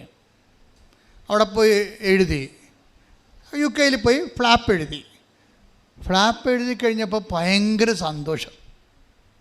എന്താണെന്ന് വെച്ചാൽ എല്ലാം അറിയാവുന്ന സംഭവം. അതായത് എല്ലാ ക്വസ്റ്റ്യൻസും എല്ലാ സംഭവവും, അതായത് 90 മാർക്കും കട്ടനയുടെ അറിയാവുന്ന കാര്യങ്ങൾ മാത്രമാണ്, ബാക്കിയാണ് കുറച്ച് അംബിഗസ് ഉള്ളത്. അപ്പോൾ രക്ഷപ്പെട്ട് ഇനിയിപ്പോൾ നമുക്ക് മുന്നോട്ട് പോകാൻ ഇതായിരിക്കും ദൈവഹിതം എന്നൊക്കെ വിചാരിച്ച ആൾ സന്തോഷമായിട്ടിരിക്കുകയാണ്. കുറച്ച് കഴിഞ്ഞപ്പോൾ ഫ്ലാപ്പ് തോറ്റ്. ഒന്ന് ചിന്തിച്ച് നോക്കിക്കുക, ഒരാളുടെ അനുഭവം. അതാണ് ആൾഡിൻ പറയണത്, നിങ്ങൾക്കിതൊരു സാക്ഷ്യമാണ്, എനിക്കിതൊരു ജീവിതമാണെന്ന്. അതാണ് കാരണം. ഫ്ലാപ്പ് തോറ്റു. ഇപ്പം ഞാനിവിടെ അത് കേട്ടോണ്ടിരിക്കുകയായിരുന്നു, ഫ്ലാപ്പിന് ജയിക്കുമെന്ന് വിചാരിച്ചുകൊണ്ടിരിക്കുകയായിരുന്നു. കാര്യം അത്രയും സ്പിരിച്വൽ ഇൻവെസ്റ്റ്മെൻ്റ് ഉണ്ട് ഇവർക്ക്. എന്നിട്ട് ഇവർ വിട്ടുകൊടുക്കാൻ തയ്യാറല്ല. ഇവരെന്താ വെച്ചാൽ ഇവർ ഫോണിലൂടെ കരയും. അമ്മയെടുത്ത് ഫോണെടുത്തിട്ട് സഹിക്കാൻ പറ്റാതെ കരയുമ്പോൾ അമ്മ പറയുന്നൊരു വാക്കുണ്ട്, മകളെ ജനിച്ച കാലം മുതൽ നിന്ന് വരെ നീ കരഞ്ഞ് ഞാൻ കണ്ടിട്ടില്ലെന്ന്, നീ ഇപ്പം കരഞ്ഞപ്പോൾ എന്തോ വലിയ സംഭവമായി പോയില്ല. അതാണ് അവൾ കരയണ ആളല്ല, ശരിക്കും പറഞ്ഞാൽ ഗഡ്സുള്ള ആളാണ്.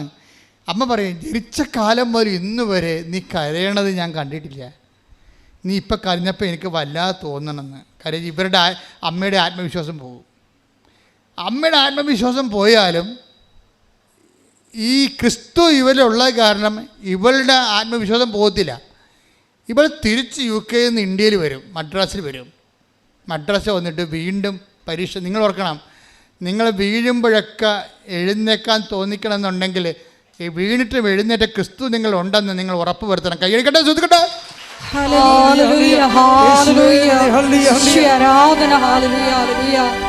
ജീവിതത്തിലെ തകർച്ചകളിൽ നിന്റെ കൈപിടിച്ച് കൊണ്ടുവരുവാൻ ആരാധനയോടെ ഞങ്ങൾ അഭിഷേകം ചെയ്യണമേ.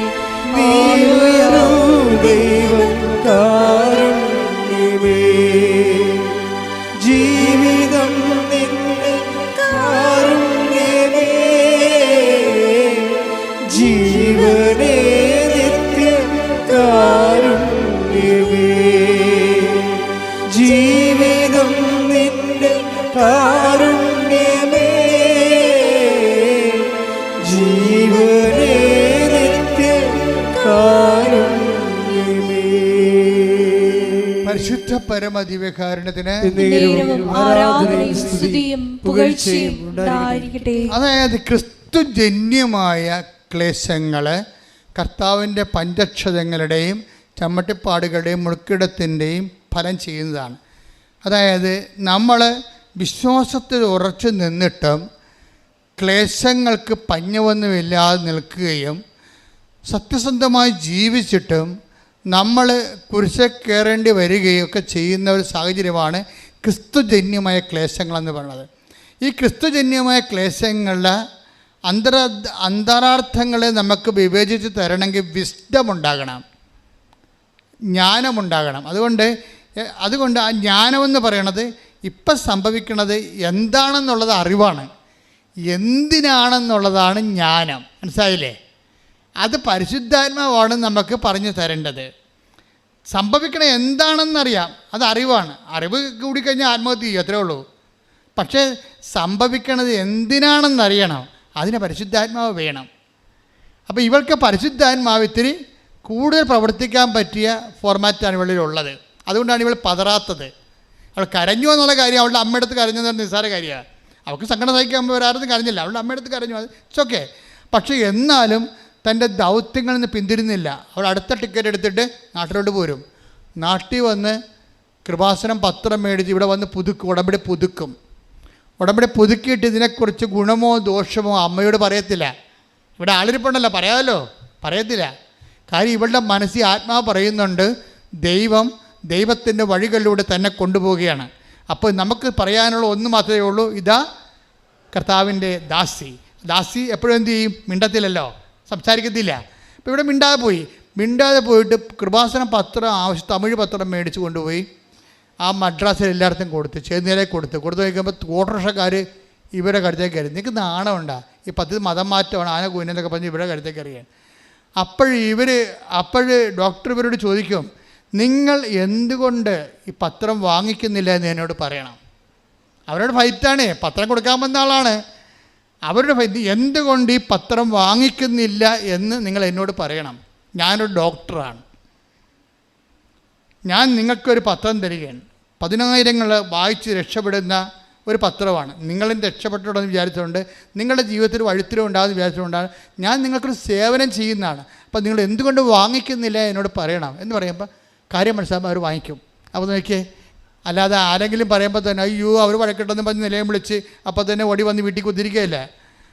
അതാണ് സംഭവം. ആ വഴക്കിട്ടേ എന്ന് പറഞ്ഞു, അയ്യോ അവരങ്ങനെ പറഞ്ഞേ എന്ന് പറഞ്ഞിട്ട് നിലയം വിളിച്ച് വിടും. എൻ്റെ അമ്മ ഇന്ന് എന്നെ പത്രം കൊണ്ട് ചെന്നപ്പോൾ അവരിങ്ങനെ വഴക്കിട്ടെന്ന് പറയും.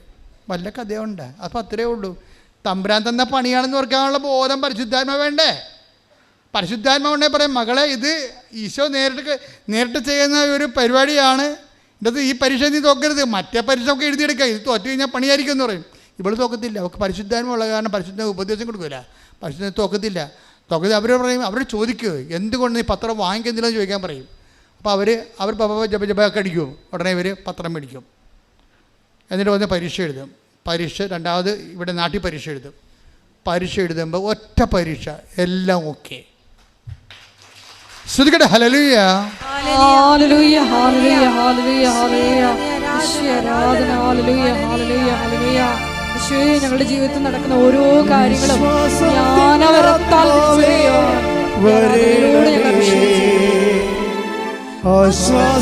ആശ്വാസത്തിനാത്മാവേ വരേണമേ, വിശ്വാസത്തിനാത്മാവേ വരേണമേ, ആശ്വാസത്തിനാത്മാവേ വരേണമേ, പരിശുദ്ധാത്മാവേ പാവനാത്മാവേ എൻ്റെ ഹൃദയത്തിൽ വന്നു വാഴണേ, പരിശുദ്ധാത്മാവേ പാവനാത്മാവേ എൻ്റെ ഹൃദയത്തിൽ വന്നു വാഴണേ. പരിശുദ്ധ പരമദിവ്യകാരുണ്യത്തിന്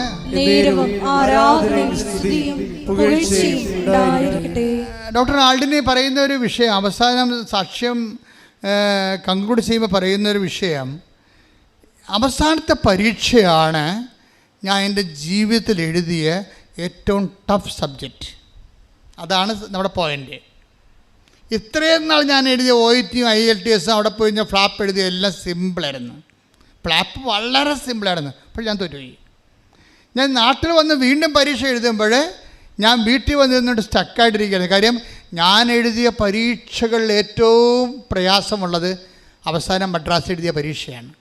ഇപ്പം ഞാൻ പപ്പായെ വിളിച്ച് പറഞ്ഞു, ഹസ്ബൻഡ് വിളിച്ച് പറഞ്ഞു, അമ്മയെ വിളിച്ച് പറഞ്ഞു, എന്ത് ചെയ്യണമെന്ന് എനിക്കറിയാൻ പാടില്ല, പക്ഷേ പരീക്ഷയ്ക്ക് ഞാൻ തോക്കും. അത്രയ്ക്ക് മോശമായിരുന്നു എന്ന് പറയും. നീ തോക്കുമോ ജയിക്കുമോ എന്ന് തീരുമാനിക്കണം നീയല്ല, ഉടമ്പടിയിൽ നിന്റെ ദൈവമാണ്. ശ്രദ്ധിക്കട്ടെ.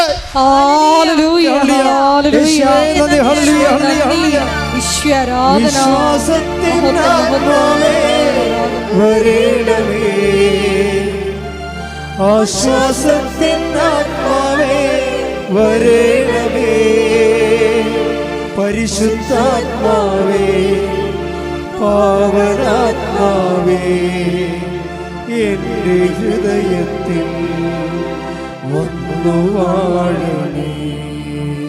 പരിശുദ്ധ പരമദിവ്യകാരുണ്യത്തിന്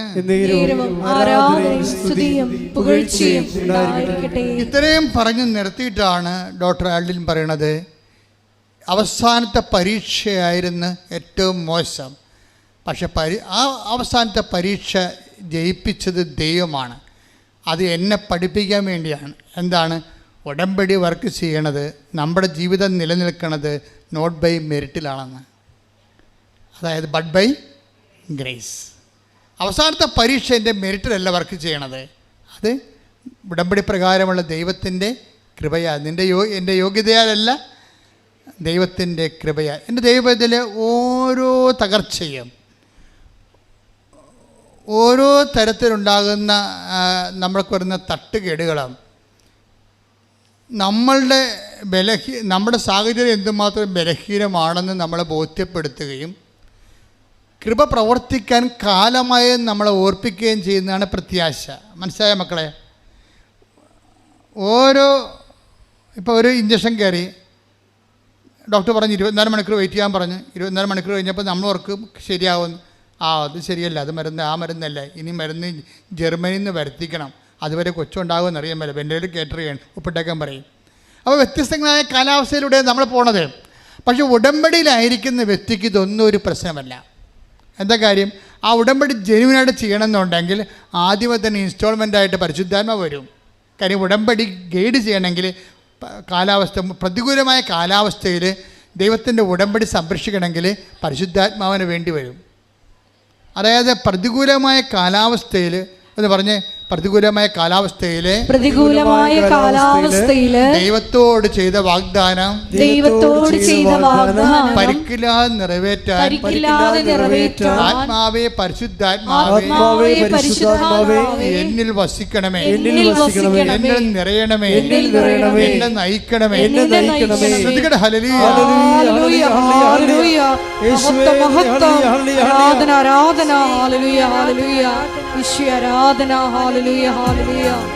കൈയടിച്ചുകൊണ്ട് ശ്രദ്ധിക്കട്ടെ, ഹല്ലേലൂയ. മഹത്വം, ഹല്ലേലൂയ.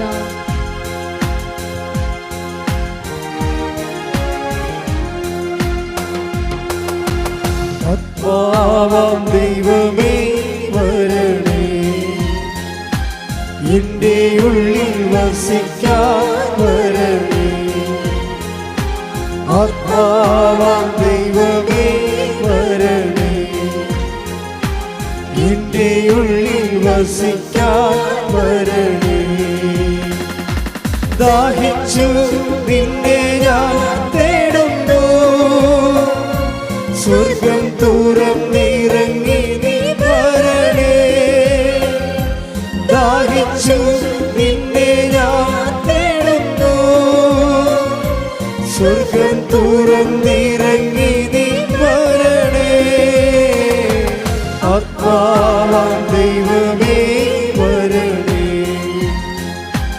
എൻ്റെ ഉള്ളിൽ വസിക്കാൻ വരണേ. ആത്മാവാം ദൈവമേ വരണേ, എൻ്റെ ഉള്ളിൽ വസിക്കാൻ വരണേ. പരിശുദ്ധ പരമദിവ്യകാരുണ്യത്തിന് ആരാധനയും സ്തുതിയും പുകഴ്ചയും ഉണ്ടായിരിക്കട്ടെ. പരിശുദ്ധ പരമദിവ്യകാരുണ്യത്തിന് ആരാധനയും സ്തുതിയും പുകഴ്ചയും ഉണ്ടായിരിക്കട്ടെ. ഇവിടെ എന്തുകൊണ്ടാണ് ഇങ്ങനെ ഇടയ്ക്ക് ജെർക്കിംഗ് ഒക്കെ വരുന്നതും, ഒരു നമ്മൾ വണ്ടി ഓടിക്കുമ്പോൾ പെട്ടെന്ന് ബമ്പേ കയറും, ഹമ്പേ കയറും, പിന്നെ വണ്ടി വിറക്കും, പലതരത്തിലുള്ള തുള്ളലൊക്കെ ഉണ്ടാകും. ഇതൊക്കെ ചില സമയത്ത് റോഡിൻ്റെ കുഴപ്പം കൊണ്ടുണ്ടാകുന്നതാണ് അല്ലേ? റോഡിൻ്റെ കുഴപ്പം കൊണ്ടല്ലേ ഹമ്പും തുള്ളലൊക്കെ ഉണ്ടാകുന്നത്. ഇതുപോലെ നമ്മളുടെ ഉടമ്പടി റോഡ് ഓക്കെ അല്ലെങ്കിൽ നിങ്ങളിതൊരു ടൈം പാസ് പോലെ ചെയ്യും. കൂട്ടുകാർ വന്നപ്പോൾ അതിൻ്റെ വണ്ടിയെ കൂടി കയറിപ്പോയി എന്നാൽ ഞാനും മനന്ന് പറയും. ഉടമ്പടി എടുക്കണമെന്നവർക്കൊരു ബോധമില്ലേ? ഞാനൊരു കോമഡി പോലെയാണ് ഉടമ്പടി എടുത്തതെന്നൊക്കെ ഇന്നലെ സാക്ഷ്യം പറഞ്ഞുവിടാ. കോമഡി പോലെയൊക്കെ ഉടമ്പെടുത്ത് ദൈവം പിന്നെ കാലെ പിടിച്ച് നിലത്തിട്ടിങ്ങിടാ. പിന്നെ അടിയൊക്കെ കൊണ്ട് വെറുതെ ചുമ്മാ വന്ന് അവസാനം മുങ്ങി വന്ന് തേങ്ങി നിൽക്കണ കാണാം. ഇന്നലെയൊക്കെ സാക്ഷ്യം പറയുമ്പോൾ ഓക്കെ ആവില്ല. പക്ഷേ എന്നാലും ചെയ്യേണ്ട കാര്യം, നിങ്ങൾ പരീക്ഷണത്തിനും ഉടമ്പടി ഉപ്പ് നോക്കാൻ വേണ്ടി ഇറങ്ങരുത്. ഇത് സീരിയസ് ആയിട്ടുള്ള ഒരു ദൈവമായിട്ട് റിലേഷനാണ്. ദൈവം ഇതിൽ നിന്ന് ഒത്തിരിയേറെ ടേൺ ഓവർ പ്രതീക്ഷിക്കുന്നുണ്ട്. നമ്മൾ ഇവിടുത്തെ വരുന്നത് എന്താണ് ഉടമ്പടി ക്രൈസിസ് എന്ന് പറയുന്നത്? What is A crisis of the covenant? നിങ്ങളുടെ വഴി ഒന്ന്, ദൈവത്തിൻ്റെ വഴി വേറെ ഒന്ന്. ബുദ്ധിയുള്ള ജ്ഞാനി ദൈവത്തിൻ്റെ വഴികളെ പെട്ടെന്ന് സക്ക് ചെയ്യും.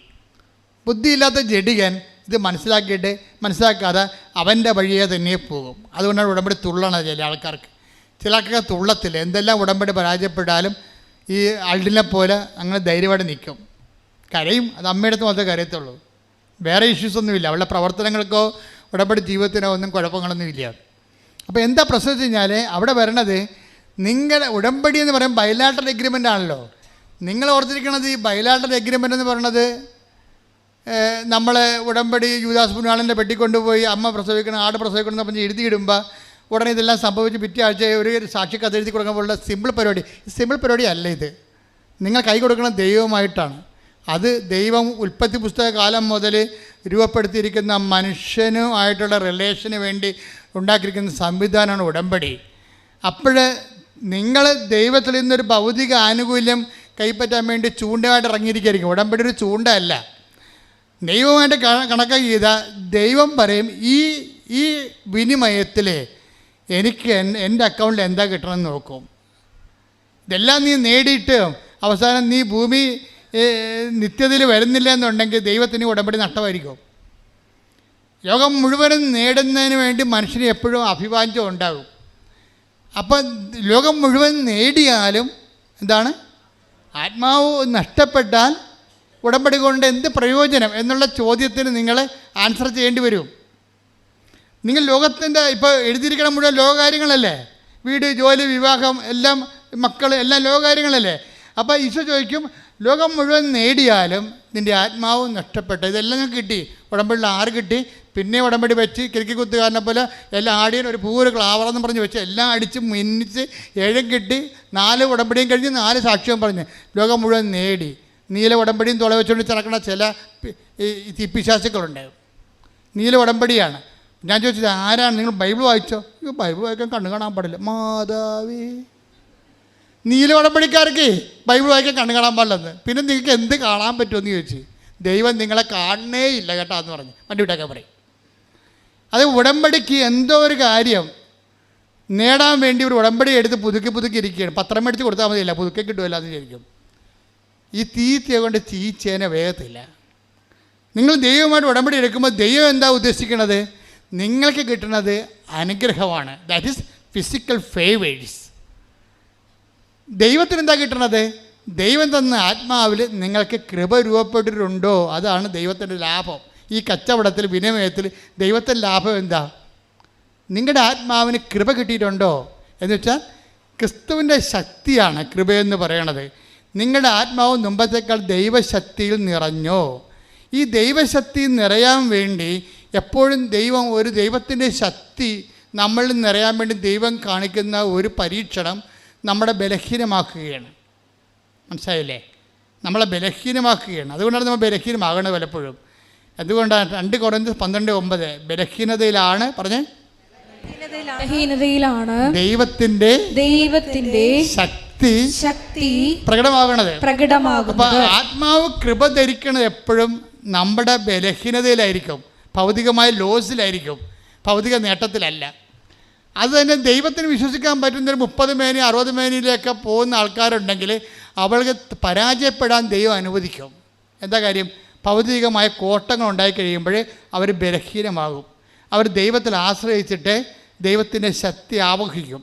അതാണ് കൃപയെന്ന് പറയുന്നത്. നിങ്ങൾ 1 കൊരിന്ത്യർ 15:10 എടുത്ത് ശ്രുതികട ഹല്ലേലൂയ ഹല്ലേലൂയ ഹല്ലേലൂയ ഹല്ലേലൂയ ഹല്ലേലൂയ യേശുവേ നന്ദി ഹല്ലേലൂയ ഹല്ലേലൂയ ഹല്ലേലൂയ യേശുവേ ആരാധന ആരാധന. ഞാൻ എന്തായിരിക്കുന്നുവോ അത് ദൈവകൃപയാലാണ്. Praise the Lord. ഇതാണ് ദൈവം ഉദ്ദേശിക്കുന്നത്. അവസാനം നീ പൗലോസിനെ പോലെ പറയണം. എന്താണ്? 1 കൊരിന്ത്യർ 15:10 ഒന്ന് പറഞ്ഞേ, ഞാൻ എന്തായിരിക്കുന്നുവോ അത് ദൈവത്തിന്റെ കൃപയാലാണ്. ഇത് പറയണമെന്നുണ്ടെങ്കിൽ നിന്റെ ആത്മവിശ്വാസം ആദ്യം അടിച്ചു കളയണം.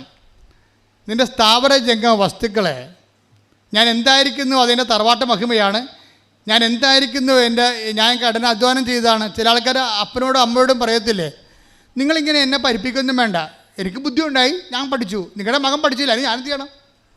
ഉടമ്പടി എടുത്ത് കാനഡയിൽ വെച്ച് തള്ളണേ. എന്താ പറയണത്? എടീ, അവൻ തേരാപ്പാറ നടക്കണില്ലേ, അവൻ പഠിക്കാനുള്ള കാശ് കൊണ്ടാണ് നീ പഠിപ്പിച്ചത്. ഇപ്പോൾ അവൻ താമസിക്കാനുള്ള വീടും നീ പുര കടപ്പെടുത്തി എടുത്ത് അവനിപ്പോൾ പെണ്ണും കിട്ടണില്ല. നീയാണെങ്കിൽ അവിടെ വേറെ കാര്യങ്ങളൊക്കെ ഞാൻ കേൾക്കണം, ആരാണ്ടോട് കറങ്ങിടക്കണം, സായിപ്പോട് കറങ്ങിടക്കണമെന്ന്. അമ്മയോട് ആരാണ്ട് പറഞ്ഞാൽ തെറ്റാ ശരിയാന്ന് അറിയാൻ പാടില്ല. അമ്മയും മകളും തമ്മിൽ കോർക്കും. അപ്പനും അമ്മയും മകളും. അപ്പനൊരിക്കൽ അപ്പം ഭയങ്കര കാര്യത്തിൽ ഭയങ്കര അപ്പന്മാരാണ് ചില പെമ്മക്കളെയൊക്കെ നശിപ്പിച്ചിരിക്കുന്നത്. എന്താ വെച്ച് കഴിഞ്ഞാൽ, എങ്ങനെ നശിപ്പിച്ചെന്ന് വെച്ച് കഴിഞ്ഞാൽ, അതായത് അപ്പന്മാർ പെമ്മക്കൾ കാണിക്കുന്ന പൊട്ടത്തരങ്ങളെ എല്ലാം ചിരിച്ചുകൊണ്ടിരിക്കും. അമ്മ ശാസിച്ചാലും ഇടി അവളെ വഴക്കുണ്ട്, അവളെ എൻ്റെ മകളാണെന്നൊക്കെ പറഞ്ഞുകൊണ്ട് കുഞ്ഞുനാൾ പോലെ അപ്പന്മാരും ഈ പെമ്മക്കളെ സപ്പോർട്ട് ചെയ്ത് അവസാനം ഇനി അപ്പന്മാർക്ക് തിരിച്ചു വരാൻ പറ്റുക? നിങ്ങൾ അപ്പന്മാർ ശ്രദ്ധിക്കണം, നിങ്ങളുടെ ഉത്തരവാദിത്വം നിങ്ങൾ നശിപ്പിച്ചു, കളഞ്ഞു കുളിച്ചെന്ന് പറയാം. എന്ന് വെച്ചാൽ മകളുടെ വഴി തെറ്റി പോകുമ്പോൾ അമ്മയും പെണ്ണായത് കാരണം അമ്മയ്ക്കറിയാം ഇവളുടെ നടപ്പ് സ്റ്റെപ്പ് തെറ്റുന്നുണ്ടെന്നറിയാം. അപ്പോൾ ഊണ് കഴിക്കാൻ വന്നിരിക്കുമ്പോൾ അമ്മ ഉടനെ ഓരോ കാര്യം എടുത്തിടും. തിടി പിന്നെ നാട്ടുകാർക്കൊണ്ട് പറയിപ്പിക്കരുത് കേട്ടാ, നാട്ടുകാരെ കൊണ്ട് പറയിപ്പിക്കട്ടെ, ഞാൻ ചില കാര്യങ്ങളൊക്കെ കേൾക്കുന്നുണ്ട്, ഞാൻ ഇപ്പോൾ അത് ചോദിക്കണില്ല. അപ്പനിക്കണമെന്ന് പറയുമ്പോൾ ഉടനെ ഇവളെന്ത് ചെയ്യും? ഇവിടെ ഇങ്ങനെ അഡ്ജസ്റ്റ്മെൻറ്റ് രണ്ട് തരം കണ്ണീരെടുത്ത് ചോറ് വെള്ളിട്ടും അവൾ കൈ കഴുകാതെ പോയിരുന്നിട്ട് പോകും. അവൾ പോയി. നിനക്ക് വല്ല കാര്യമുണ്ട് അവിടെ കടുത്തേക്ക് കയറാൻ? പാവം മകളെ വാടി കഴിക്കടിയെന്ന് അപ്പം പറയും. പോരെ, അപ്പൻ്റെ ലൈസൻസ് കിട്ടാൻ വേണ്ടി കള്ളക്കണ്ണീരായിരുന്നത്. അവളുടെ തോന്നിയ വാസത്തിന് അപ്പൻ്റെ ലൈസൻസ് വാങ്ങിച്ച് അമ്മയെ അടിച്ച് പുറത്ത് കളയാൻ വേണ്ടിയുള്ള പ്രകൃതം കാണിച്ചായിരിക്കുന്നത്. അതിന് അപ്പം കൂട്ടു നിൽക്കും. അപ്പോൾ അമ്മ അവിടെ നിസ്സഹായായി. അപ്പനും അമ്മയും കഴിഞ്ഞുള്ള അഭ്യാസം കാരണം ഇവളെന്ത് ചെയ്ത്, ഇപ്പം എന്ത് ചെയ്ത്, ആങ്ങൾക്ക് പെണ്ണുമില്ല, ജോലിയുമില്ല, അവരിങ്ങനെ മുടിയും വെള്ളത്തിൽ കഞ്ചാവും അടിച്ച് നടക്കുകയാണ്. കാര്യം എന്താ കുറിച്ചൊരു കാര്യമുണ്ട? ഈ അപ്പനും അമ്മയും ഈ പെങ്ങളും കൂടി അവൻ്റെ ജീവിതം നശിപ്പിച്ചിരിക്കുകയാണ്. അവനിപ്പോൾ 10-35 വയസ്സായി. പെണ്ണ് കിട്ടുമ്പോൾ ചെറുക്കൻ എന്താ ജോലി? വീട് സ്ഥലവും മകളുടെ ജോലിന് വേണ്ടി വിദ്യാഭ്യാസ ലോണിന് വീട് വെച്ചിരിക്കുകയാണ്. ആരടക്കും? അവളടക്കണില്ല. കുടുംബം നശിപ്പിച്ച് കളഞ്ഞു. ഈ ആൾക്കാരും വന്ന് ഉടമ്പടി എടുത്തിട്ടുണ്ടേ. ഈ ദുഷ്ട ഉദ്ദേശത്തിൽ ഉടമ്പടി എടുത്തിട്ടുണ്ടെങ്കിൽ ഉടമ്പടി വർക്കൗട്ട് ചെയ്യത്തില്ല. ചില മുട്ട പൊരുന്നാതെ ചീഞ്ഞു പോകത്തില്ല. അതുപോലെ ഉടമ്പടി ചീഞ്ഞു പോകും. കാര്യം എന്താ? നിങ്ങളുടെ കയ്യിരിപ്പ് ദൈവത്തിന് അറിയാം. അതുകൊണ്ട് ഉടമ്പടി എടുക്കുമ്പോൾ ദൈവം നോക്കണത് നിങ്ങൾ നിങ്ങളുടെ ഭൗതിക നേട്ടം നോക്കുന്നു. ദൈവം എന്ത് നോക്കുന്നു? നിങ്ങളുടെ കൃപയുണ്ടാകുമോ എന്ന് നോക്കുന്നു. കൃപയുണ്ടാകത്തില്ല വർഗമാണെന്നുണ്ടെങ്കിൽ ദൈവത്തോട് സഹകരിക്കാൻ തയ്യാറല്ല. എന്തെങ്കിലും ഒരു ഫ്ലോപ്പ് വരുമ്പോൾ തന്നെ പ്രാർത്ഥന നിരക്കുന്ന പണ്ടാരമാണെങ്കിൽ ദൈവം ആ ചീട്ട് കീറും. നീ എങ്ങനെയും പോയി ജീവിച്ചോളാൻ പറയും. ഞാനിവിടെ പട്ടിക്കും കഴുതയ്ക്കും പൂച്ചയ്ക്കും എല്ലാം തീറ്റി കൊടുക്കുന്നുണ്ട്. അതുങ്ങളൊക്കെ പെറ്റ് പെരുകുന്നുണ്ട്. നീയും പെറ്റ് പെരുകും, നിനക്കും ജോലി കിട്ടും. പക്ഷെ നമ്മൾ തമ്മിൽ ബന്ധമൊന്നുമില്ലെന്ന് പറയും. എന്താ കാര്യം? നിത്യതയിൽ നിനക്ക് ഓഹരിയിലെന്നാണ്, കൃപയിലെന്നാണ്. നിനക്ക് അനുഗ്രഹമുണ്ട്. That's okay. അതിവിടെ അനുഗ്രഹം ആർക്കാണ് ഇല്ലാത്തത്? പി എസ് സിയിലെ ഒക്കെ ആൾക്കാർക്ക് കിട്ടുന്ന എല്ലാം ദൈവവിശ്വാസികളാണ്. നിങ്ങളവർക്കത് ഭൗതികമായൊരു നേട്ടത്തിന് വേണ്ടിയാണ്. ദൈവം കസേര വിട്ടിരിക്കണമെന്ന് വിചാരിക്കരുത്. ദൈവം ഇത് വെച്ചുകൊണ്ട് നിങ്ങൾ കൃപ ഉൽപ്പാദിപ്പിക്കാൻ പറ്റുമോ? നിങ്ങളുടെ ആത്മാവിനെ പുണ്യപൂർണ്ണമാക്കിയതിന് ശേഷം നിത്യതയിൽ നിങ്ങൾക്ക് കർത്താവിൻ്റെ ഓഹരി കിട്ടുമോ? അതാണ് ദൈവത്തിൻ്റെ ലക്ഷ്യം. നിങ്ങളുടെ ലക്ഷ്യം എന്താണ്? ഭൗതികമായ നേട്ടമാണ്. ഇത് തമ്മിൽ സംഘർഷം ഇടയ്ക്ക് ഉണ്ടാകും. അപ്പോൾ അതുകൊണ്ട് നിങ്ങളെന്ത് ചെയ്യണം? ദൈവം നിങ്ങളെ ക്ലേശിപ്പിക്കും ചില സമയത്ത്. ആ ക്ലേശങ്ങളിൽ നിങ്ങളെപ്പോഴും പിടിച്ചു നിൽക്കണം. അപ്പം ദൈവം ഒരു 30 മേനിയായിട്ട് നിങ്ങളെ കണക്കാക്കും. അവസാനം നിങ്ങൾക്കറിയാവില്ല, ദൈവത്തിന് നിങ്ങളെ തോൽക്കുന്ന സ്ഥലത്ത് വെച്ച് ദൈവം നിങ്ങളെ പൊക്കി കൊണ്ടുവരും. എന്താ കാര്യം? ദൈവത്തിൽ ആശ്രയിക്കുന്ന തോക്കാൻ സമ്മതിക്കത്തില്ല ദൈവം. അതാണ് എൻ്റെ വിഷയം. ദൈവം നിങ്ങളെ എല്ലാവരും നിന്നെ കൈവിട്ട് തോക്കണം കണ്ടു കഴിഞ്ഞാൽ നിങ്ങൾ തന്നെ വിചാരിക്കും എൻ്റെ ജീവിതം ഗതി പോയി, എൻ്റെ വിധി ഇതാണെന്ന് പറയുമ്പോൾ ഈശോ പറയും നിൻ്റെ വിധി ഞാനാണെന്ന് പറയും, ഞാനാണ് തീരുമാനിക്കണമെന്ന് പറയും. കാരണം മരണം പ്രഖ്യാപിക്കാതെ ഉയർപ്പിൽ വിശ്വസിക്കാൻ പറ്റത്തില്ല. അവിടെ പ്രശ്നം മരണം. അപ്പോൾ ഞങ്ങൾ ഉയർപ്പിൽ വിശ്വസിക്കണം എന്ന് നമ്മൾ പറയുമ്പോൾ നിങ്ങൾക്കറിയാം, ക്രിസ്ത്യാനിറ്റിയിൽ വിശ്വസിക്കുക എന്ന് വെച്ച് കഴിഞ്ഞാൽ എന്തെങ്കിലും വിശ്വസിക്കുകയല്ല. യേശുക്രിസ്തു നമുക്ക് വേണ്ടി പാപത്തിന് വേണ്ടി മരിച്ചുവെന്നും അവൻ പരപിതാവ് ആ പരിഹാരം സ്വീകരിച്ചുകൊണ്ട് അവൻ്റെ നാമത്തെ മഹത്വപ്പെടുത്തിക്കൊണ്ട് അവനെ ഉയർപ്പിച്ചുവെന്നുമാണ് നാം വിശ്വസിക്കണത്. അവനെ ഉയർപ്പിൽ വിശ്വസിക്കുന്ന കാരണം നമ്മൾ മരിക്കുകയില്ലെന്നും നമുക്ക് നിത്യജീവൻ കിട്ടുമെന്നാണ് നമ്മൾ വിശ്വസിക്കണത്. അങ്ങനെ വിശ്വസിക്കുമ്പോഴേ ക്രിസ്തുവിൻ്റെ ഉയർപ്പിൽ വിശ്വസിക്കണമെന്ന് നീ പറഞ്ഞാൽ ദൈവം അത് വരവ് വെക്കത്തില്ല. അവിടെയുടെ പ്രശ്നം. നീ ഞാനും പറയും വിശ്വാസ പ്രമാണം ചെല്ലും, എന്താ കുഴപ്പം? ഒരു പുസ്തകം മേടിച്ച് ചെല്ലിയാൽ മതിയാ. അതുകൊണ്ട് കഥയില്ല. നിൻ്റെ കയ്യിലൊക്കെ വിശ്വാസ പ്രമാണത്തിൻ്റെ പുസ്തകമില്ലേ? അത് നീ വിശ്വസിക്കുന്നുവെന്ന് പറയുമ്പോൾ ദൈവം ചോദിക്കേണ്ട ഒരു കാര്യമുണ്ട്. അവൻ്റെ മരണം പ്രഖ്യാപിച്ചിട്ടുണ്ടോ എന്ന് ചോദിക്കും. അവിടെയാണ് പ്രശ്നം. മരണം പ്രഖ്യാപിക്കാതെ, യേശുക്രിസ്തുവിൻ്റെ മരണം പ്രഖ്യാപിക്കാതെ സ്വന്തം സഹനങ്ങളിൽ കർത്താവിൻ്റെ സഹനത്തെ കണ്ടെത്തിക്കൊണ്ട് ദൈവത്തെ നാമത്തിനുവേണ്ടി മഹത്വത്തിനുവേണ്ടി കൂട്ടുവെച്ചുകൊണ്ട് അത് കൃപയാക്കാത്ത ഒരു മരണപ്രഖ്യാപനവും ദൈവം അംഗീകരിക്കത്തില്ല. എന്തുകൊണ്ടാണ് വചനം പറയണത്? 2 Corinthians 4:10 സ്തുതിക്കട്ടെ. ഹല്ലേലൂയ ഹല്ലേലൂയ ഹല്ലേലൂയ ഹല്ലേലൂയ യേശുവേ നന്ദി. ഹല്ലേലൂയ ഹല്ലേലൂയ ഹല്ലേലൂയ ഹല്ലേലൂയ ഹല്ലേലൂയ. 2 Corinthians 4:10 യേശുവിൻ്റെ ജീവൻ ഞങ്ങളുടെ ശരീരത്തിൽ പ്രത്യക്ഷമാകുന്നതിന്. Praise the Lord. പറഞ്ഞേ, യേശുവിന്റെ ജീവൻ ഞങ്ങളുടെ ശരീരത്തിൽ പ്രത്യക്ഷമാകാൻ വേണ്ടി അവിടുത്തെ മരണം ഞങ്ങൾ എല്ലായ്പ്പോഴും ശരീരത്തിൽ സംവഹിക്കുന്നു. ശരീരത്തിൽ മരണം സംവഹിക്കുന്നതാണ് ഉയർപ്പ് വിശ്വസിക്കുന്നതിൻ്റെ ആദ്യ പടി. അപ്പം ഞാൻ വിശ്വസിക്കുന്നു എനിക്ക് രോഗമില്ല, എനിക്ക് തകർച്ചയില്ല, പരാജയമില്ല എന്ന് വിചാരിച്ചാൽ കർത്താവിൻ്റെ മരണത്തിൻ്റെ മുദ്ര നിൻ്റെ ജീവിതത്തിലില്ല. That means you are no, നീ യേശു വിശ്വസിക്കണമെന്ന് പറഞ്ഞാൽ പോലും കർത്താവ് പറയും അത് വിശ്വാസയോഗ്യമല്ല. കാരണം അതിൻ്റെ പ്രോസസ്സ്, നിങ്ങൾ 10ാം ക്ലാസ് ജയിച്ചെന്ന് നിങ്ങൾ പറയണം. അപ്പോൾ ഉടനെ കർത്താവ് പറയും ആ 9ാം ക്ലാസ് സർട്ടിഫിക്കറ്റ് ഒന്ന് കാണാത്തതെന്ന് പറയും. അയ്യോ 9ാം ക്ലാസ്സിൽ പഠിച്ചിട്ടില്ല. ആ 8ാം ക്ലാസ് സർട്ടിഫിക്കറ്റ്, അയ്യോ 8ാം ക്ലാസ്സിൽ പഠിച്ചിട്ടില്ല. പിന്നെ 7ാം ക്ലാസ് സർട്ടിഫിക്കറ്റ് അതുമില്ല. പിന്നെ എന്തെങ്കിലും 10ാം ക്ലാസ് പാസ്സാക്കണത്. അപ്പോൾ പലയിടത്തും കള്ള സർട്ടിഫിക്കറ്റ് വരും. ഇപ്പോൾ ചില ആൾക്കാർ പറയത്തില്ലേ യൂണിവേഴ്സിറ്റി ഓഫ്, നമ്മുടെ കേരളത്തിലത്തെ പേരൊക്കെ ഉണ്ടല്ലോ. പണ്ട് ഇവിടുത്തെ ആൾക്കാർ ഈ ഗൾഫിലൊക്കെ പോകുമ്പോൾ അറബിനെ പറ്റിച്ചിട്ടുള്ള കുറേ യൂണിവേഴ്സിറ്റിക്കാർ ഈ ചങ്ങനാശ്ശേരി മുക്കിലിപ്പുണ്ടായിരുന്നു. അവരെന്ത് ചോദിച്ചാൽ സർട്ടിഫിക്കറ്റ് കൊടുക്കുമോ? ആ കൊമ്പരാടി കൊണ്ട് അത് വെറുതെ കളിയാക്കി പറഞ്ഞാണതേ. പക്ഷേ ഇതുപോലെ നിൻ്റെ കർത്താവിൻ്റെ ഉയർപ്പ് നീ വിശ്വസിക്കണമെന്ന് പറയണത് ഇതുപോലെയുള്ള ഫ്ലോപ്പ് വിശ്വാസമാണ്.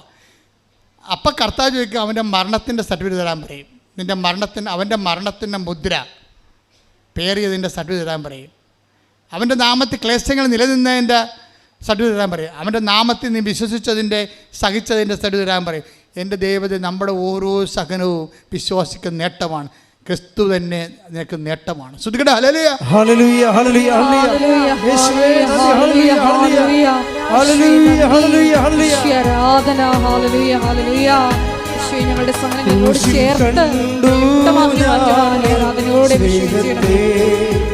ആഴമാർന്നതിൻ മഹാത്യാഗത്തെ ക്രൂശിൽ കണ്ടു ഞാൻ നിൻ സ്നേഹത്തെ.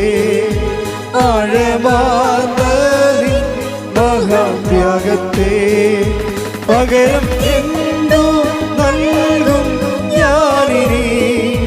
ഹൃദയം പൂർണ്ണമായി നൽകുന്നു നാഥന്. പകരം എന്തു നൽകും ഞാനിനി? ഹൃദയം പൂർണ്ണമായി നൽകുന്നു നാഥന്.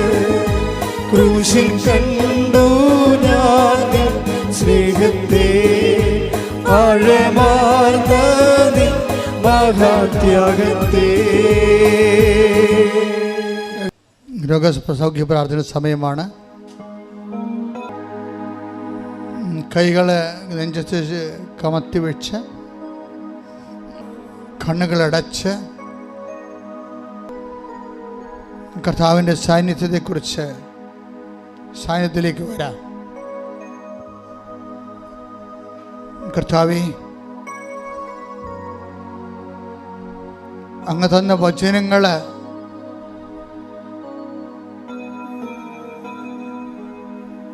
ഞാൻ അവർക്ക് നൽകി.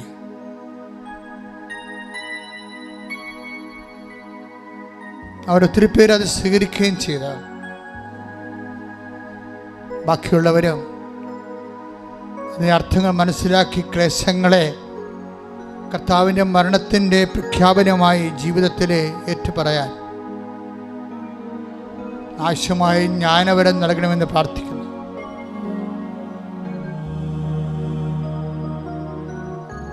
കർത്താവേ, ക്രിസ്തു ഒരേ സമയം വചനവും ജ്ഞാനവുമാണല്ലോ. ക്രിസ്തുവിൻ്റെ വചനം നടപ്പിൽ വരുമ്പോൾ അത് നിറവേറുന്ന ദൈവികമായ പദ്ധതികളെക്കുറിച്ചുള്ള അന്തർജ്ഞാനമാണ് സുവിശേഷത്തിൻ്റെ ജ്ഞാനം. ആ സുവിശേഷത്തിൻ്റെ ജ്ഞാനമാണ് സഹനങ്ങൾ അതിജീവിച്ചുകൊണ്ട് നിലനിൽപ്പിന് വേണ്ടിയും സ്വന്തം ജീവിതാനുഭവങ്ങൾ കർത്താവിൻ്റെ മരണത്തെ പ്രഖ്യാപിച്ചുകൊണ്ട് ഉയർപ്പ് വിശ്വസിച്ചുകൊണ്ട് കർത്താവേ നിൻ്റെ നാമത്തിൽ ജീവിച്ചുകൊണ്ട് ആ ജീവിതത്തിൽ നീ നൽകുന്ന നിത്യത പ്രത്യാശിച്ചുകൊണ്ട് മുന്നേറുവാൻ ഉടമ്പടിയിലൂടെ ഞങ്ങളെ നീ സഹായിക്കണമേ. ശ്രദ്ധിക്കട്ടെ. ഹല്ലേലൂയ ഹല്ലേലൂയ ഹല്ലേലൂയ ഹല്ലേലൂയ യേശുവേ നന്ദി. ഹല്ലേലൂയ മഹത്വം ഹല്ലേലൂയ ആരാധന ഹല്ലേലൂയ യേശുവേ സ്തുതി ഹല്ലേലൂയ ആരാധന മഹത്വം ആരാധന. പരിശുദ്ധ പരമദിവ്യകാരുണ്യത്തിന് എന്നേരവും ആരാധനയും സ്തുതിയും പുകഴ്ചയും ഉണ്ടായിരിക്കട്ടെ. അച്ഛനോട് ചേർന്ന് പ്രാർത്ഥിക്കുക. കർത്താവായ ദൈവമേ, കർത്താവായ ദൈവമേ, പരിശുദ്ധ ദിവ്യകാരുണ്യത്തിലെ പരിശുദ്ധ ദിവ്യകാരുണ്യത്തിൽ സാന്നിധ്യം നൽകുന്ന ഞങ്ങളുടെ രക്ഷകനായ ഈശോയെ, ഈ നിമിഷം ഈ തീർത്ഥാടനത്തിലെ പങ്കെടുത്ത് ആരാധിക്കുന്ന ഓരോ മക്കളുടെ മേലും നീ സ്പർശിക്കണമേ. കർത്താവേ, ഓൺലൈനിലെ ധ്യാനം കേൾക്കുന്ന എല്ലാവരെയും നീ സ്പർശിക്കണമേ. ദൈവത്തിന്റെ കരുണ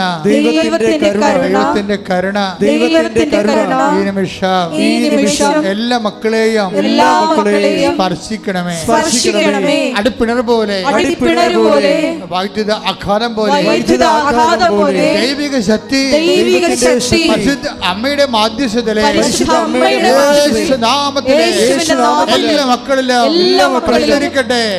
പ്രസരിക്കട്ടെ. മാരകരോഗങ്ങള്, വേദികള്, ദുരിതങ്ങള് ദൈവത്തിന്റെ നാമത്തില് മാറിപ്പോകട്ടെ.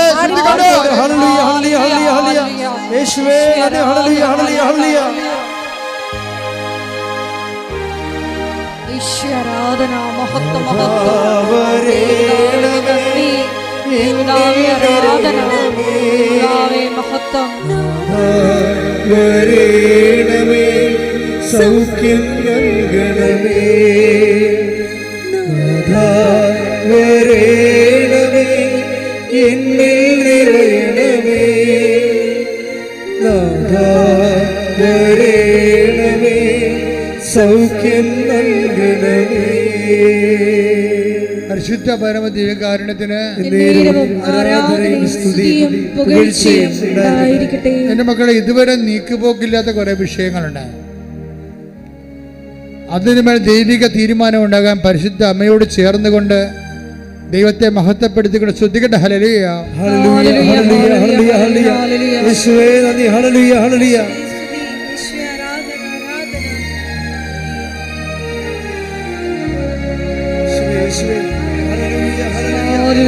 മഹത്വം, മഹത്വം, ആരാധന, ആരാധന. ഹല്ലേലൂയ. ഈശോയെ, ഞങ്ങളുടെ ജീവിതത്തിൽ നടപ്പിലാകാത്ത എല്ലാ ജീവിത വിഷയങ്ങളെയും ജീവിത ദുരിതങ്ങളിലെയും ഈ ആരാധനയിലൂടെ ഏറ്റെടുക്കണമേ. ഞങ്ങളെ പ്രത്യക്ഷീകരണത്തിന്റെ സാക്ഷികളാക്കി ഉയർത്തണമേ. ഹല്ലേലൂയ. എൻ്റെ പ്രിയപ്പെട്ടവരെ, ജോലിയില്ലാത്തവര്, വീടില്ലാത്തവര്, വഴിയില്ലാത്തവര്, വിവാഹം ഒത്തുവരാത്തവർ, മക്കളില്ലാത്തവര്, ഭാര്യയും ഭർത്താവും പിരിഞ്ഞു പോയവര്, തിരിച്ചു വരാൻ ആഗ്രഹിക്കുന്നവര്, ഒരു പങ്കാളിയുടെ ജീവിതം തന്നെ പൂർണ്ണമായി ഇരുട്ടിലാകപ്പെട്ടു പോയവർ, പങ്കാളിയോട് ക്രൂരത കാണിക്കുന്നവർ, നിയമപരമായിട്ട് വൈരാഗ്യവും പ്രതികാരം കാണിക്കാൻ വേണ്ടി ദൈവത്തിൻ്റെ ഉടമ്പടിയെപ്പോലും പ്രതികാരത്തിൻ്റെ ഉപകരണമാക്കി മാറ്റുന്ന പൈശാചിക ചിന്തയുള്ളവർ, അവരെല്ലാം മാനസാന്തരപ്പെടാൻ വേണ്ടി ശ്രദ്ധിക്കട്ടെ. ഹല്ലേലൂയ, ഹല്ലേലൂയ, ഹല്ലേലൂയ, ഹല്ലേലൂയ. ആരാധന, ഹല്ലേലൂയ, ഹല്ലേലൂയ, ഹല്ലേലൂയ. മഹത്വം, മഹത്വം, ആരാധന, ആരാധന. ഹല്ലേലൂയ, ഹല്ലേലൂയ, ഹല്ലേലൂയ, ഹല്ലേലൂയ. ഈശോയെ നന്ദി. വീട് സ്ഥലവുമില്ലാത്ത ഒത്തിരിയേറെ സഹോദരങ്ങളെ എല്ലാ ദിവസവും പ്രാർത്ഥിക്കാൻ വരുന്നുണ്ട്. ജപ്തി നടപടിയെ നേരിടുന്നവർ, കടകമ്പോളങ്ങളും കച്ചവടങ്ങളും പൂട്ടിപ്പോയവർ, അത് വലിയ കടങ്ങൾ ഉണ്ടായിട്ടുള്ളവർ, നാട്ടിൽ നിൽക്കാൻ പറ്റാതിരിക്കുന്നവർ, വിദേശ രാജ്യത്ത് പോയിട്ട് അവിടെ ജോലി കിട്ടാതെ അലയുന്നവർ, ഇപ്പോഴും വിസ ശരിയാകാത്തവർ, ഇപ്പോഴും ജോലി കിട്ടാത്തതിൻ്റെ പേരിൽ വിസയുടെ കാലാവധി കഴിയാൻ പോകുന്നവർ, തിരിച്ചു പോരാൻ പോലും പണമില്ലാത്തവർ, ജയിലിലകപ്പെട്ടവർ, എല്ലാവരും വേദനിച്ച് കണ്ട് കണ്ണീരോടെ പ്രാർത്ഥിക്കുകയാണ്. അവർക്ക് വേണ്ടി ശ്രദ്ധിക്കട്ടെ.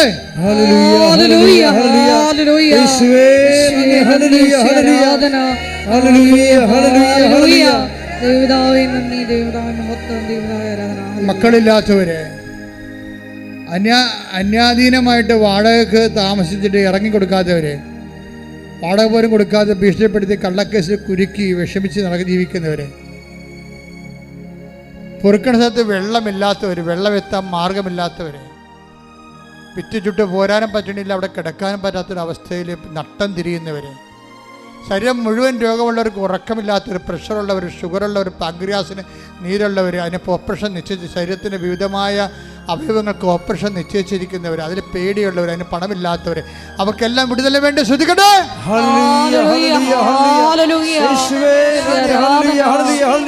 ശക്തി മക്കളെ സാക്ഷികളാക്കി ഉയർത്തണമേ. ആത്മാവാം ദൈവമേ വരണേ, എൻ്റെ ഉള്ളിൽ വസിക്കാൻ വരണേ.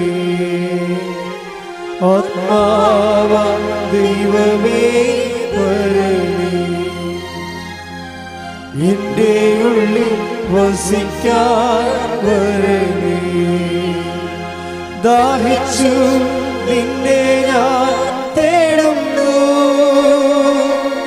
സ്വർഗം തുറന്നിറങ്ങി നീ വരണേ. ദാഹിച്ചു നിന്നെ ഞാൻ തേടുന്നു, സ്വർഗം തുറന്നിറങ്ങി നീ വരണേ. ആത്മാവാം ദൈവമേ വരണേ, എൻ്റെ ഉള്ളിൽ വസിക്കാൻ വരണേ. ഏപ്രിൽ, മെയ്, ജൂൺ മാസങ്ങളിലെ ഉടമ്പടി എടുത്ത് പോയിരിക്കുന്നവരെ, അത് ഉടമ്പടിയുടെ പുതുക്കി ജീവിച്ചുകൊണ്ടിരിക്കുന്നവരെ, അതിൽ പ്രതിസന്ധിയുള്ളവർക്ക് വേണ്ടി പ്രത്യേകം ഈ ആരാധനയിൽ ഓർത്ത് മൗനമായി പ്രാർത്ഥിക്കുന്ന സമയമാണിത്. അവരെ ആരാധന കൂടിക്കൊണ്ട് പ്രാർത്ഥിക്കേണ്ടതാണ്. ഈ മാസം ഇപ്പോൾ ഉടമ്പടി എടുത്തുകൊണ്ടിരിക്കുന്നവർ, ഈ മാസം ജൂലൈ അവസാനം വരെ ഉടമ്പടി എടുക്കാൻ പോകുന്നവർ, ഈ 3 മാസങ്ങളിൽ ഇവിടെ സാക്ഷ്യം പറഞ്ഞവരെ, അവരുടെ സാക്ഷ്യാനുഭവം നിലനിൽക്കുന്നതിന് വേണ്ടി ശ്രദ്ധിക്കട്ടെ. ഹല്ലേലൂയ, ഹല്ലേലൂയ, ഹല്ലേലൂയ, യേശുവേ, നാളിതുവരെ സാക്ഷ്യങ്ങൾ പറഞ്ഞവരുള്ള എല്ലാ മക്കളെയും കൃപയുടെ വലിയ ദൈവമേ വരണേ, എൻ്റെ ഉള്ളിൽ വസിക്കാൻ വരണേ. ദാഹിച്ചു നിന്നെ ഞാൻ തേടുന്നു, സ്വർഗം തുറന്നിറങ്ങി നീ വരണേ. ആത്മാവാം ദൈവമേ വരണേ, എൻ്റെ ഉള്ളിൽ വസിക്കാൻ വരണേ. മക്കളില്ലാത്തവരെ, കൂടെ കൂടെ അബോർഷൻ ഉണ്ടാകുന്നവരെ,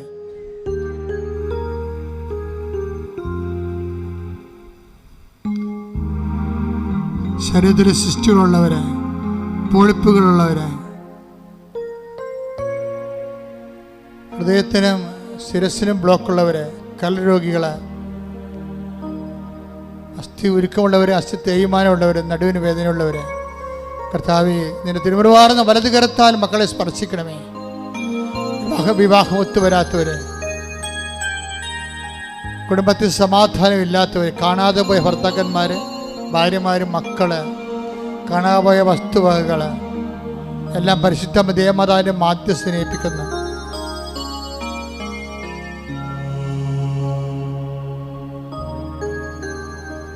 അസ്ഥി വളരുന്നവര്,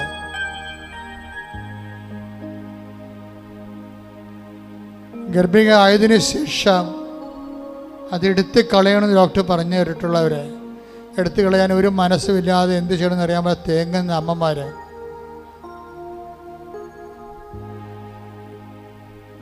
ഗുരുതരമായ തെറ്റുകളുടെ ജയിലിൽ കിടക്കുന്നവര്, അവരുടെ മാനസാന്തരം അവരെ വിടുവിക്കുകയാണെങ്കിൽ അത് സമാധാനത്തിന് വിശുദ്ധിയോടെ ജീവിക്കാനുള്ള കൃപയ്ക്ക് വേണ്ടി പ്രാർത്ഥിക്കുന്നു. കൃപാസനത്തിന് ചുറ്റും കലവരം മുഴുവനും എല്ലാ തിന്മകളുടെ ശക്തികളിൽ നിന്ന് മോചിതരാകാൻ കർത്താവിൻ്റെ വിശുദ്ധമായ രക്തം തളിക്കപ്പെട്ടുകൊണ്ട് പൈശാചിക സ്വാധീനങ്ങളെ, നമ്മുടെ റോഡ് കവർ ചെയ്യുന്നവരെ, അങ്ങോട്ടും ഇങ്ങോട്ടും റോഡ് കവർ ചെയ്യുന്നവരെ, റോഡിൽ പോകുന്ന വാഹനങ്ങൾ സുരക്ഷിതവും സമാധാനം അപകടം ഉണ്ടാകാതിരിക്കാൻ വേണ്ടി ശ്രദ്ധിക്കട്ടെ. ഹല്ലേലൂയ, ഹല്ലേലൂയ, ഹല്ലേലൂയ, ഹല്ലേലൂയ. മുഴുവൻ മക്കൾക്കും സംരക്ഷണം നൽകണമേ എന്ന് പ്രാർത്ഥിക്കുന്നു. തിരുരക്ത സംരക്ഷണം. ജീവിതത്തിൽ പല പല നിർണായകമായ ഡേറ്റുകളുണ്ട്. അതെല്ലാം ജീവിതത്തെ ബാധിക്കുന്ന ഒരു സാക്ഷ്യവും ഒരു സാക്ഷ്യ അനുഭവമല്ല, ഒരു ജീവിതമാണെന്ന് പറഞ്ഞതുപോലെയാണ്. ഓരോ ഉടമ്പടിയും ഒരു ജീവിതമാണ്. അതിൽ പല കാര്യങ്ങൾ വെക്കും. ചിലപ്പോൾ ചെറിയ പറയും ചിട്ടി വീഴാൻ പറയും, കേൾക്കുന്നവർ ചിരിക്കും, പക്ഷെ അവർക്ക് ചിരി വരത്തില്ല, അവരുടെ ജീവിതമാണത്.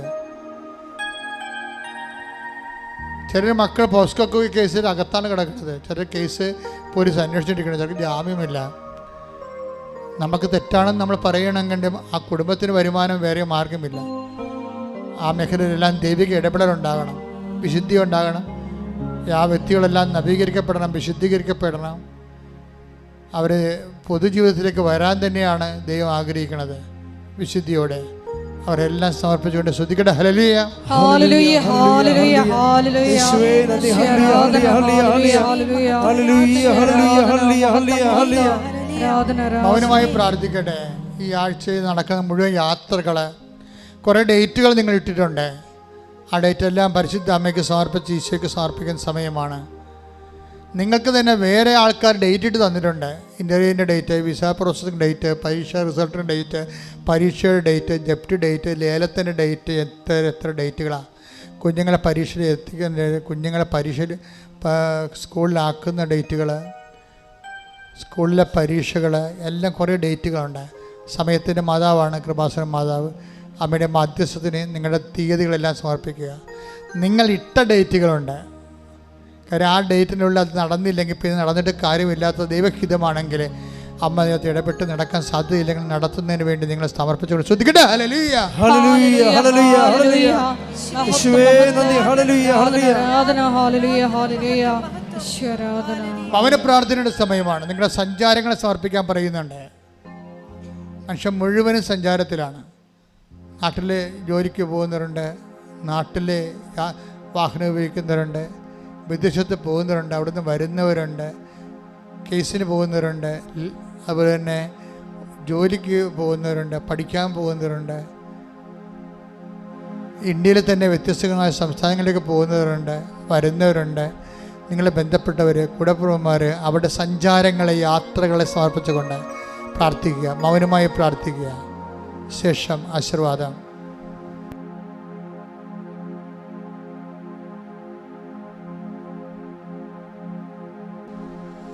ഒരിക്കൽ കൂടി മരിയനോട് ഉണ്ടയിൽ സമർപ്പിച്ചിരിക്കുന്ന എല്ലാ വിഷയങ്ങളും ദൈവമാതാവിൻ്റെ മധ്യസ്ഥയിൽ ദിവ്യാരുടെ സന്നിധിയിൽ നമുക്ക് സമർപ്പിച്ച ഒരു നിമിഷം മൗനമായിട്ട് പ്രാർത്ഥിക്കാം.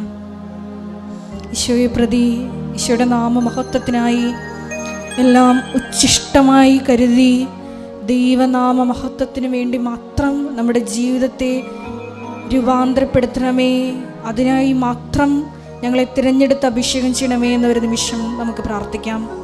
നമ്മുടെ ജീവിതത്തെ ബലഹീനമാക്കുന്ന സാഹചര്യങ്ങളെല്ലാം ഈശോയെ നിൻ്റെ ശക്തി വന്ന് നിറയാനുള്ള മാധ്യമങ്ങളാണെന്ന് തിരിച്ചറിയാനുള്ള വലിയ ദൈവിക ജ്ഞാനം ഞങ്ങൾക്ക് നൽകണമേ എന്ന് ഒരു നിമിഷം പ്രാർത്ഥിക്കുന്നു. പരിശുദ്ധ അമ്മയെ പോലെ ഇതാ കർത്താവിൻ്റെ ദാസി എന്ന് പറഞ്ഞുകൊണ്ട് വചനത്തിന് ഞങ്ങളെ തന്നെ പൂർണ്ണമായിട്ട് സമർപ്പിക്കുവാൻ ഈശോയെ എളിമയെന്ന പുണ്യം, ദൈവസ്നേഹമെന്ന പുണ്യം ഞങ്ങളിൽ വർദ്ധമാനമാകുവാൻ ഈശോയെ ഈ ആരാധനയിലൂടെ കൃപയാകണമേ എന്ന് പ്രാർത്ഥിച്ചുകൊണ്ട് ശിരസ് നമിച്ച് നമുക്ക് ദിവ്യകാരുണ്യനാഥൻ്റെ ആശീർവാദം സ്വീകരിക്കാം.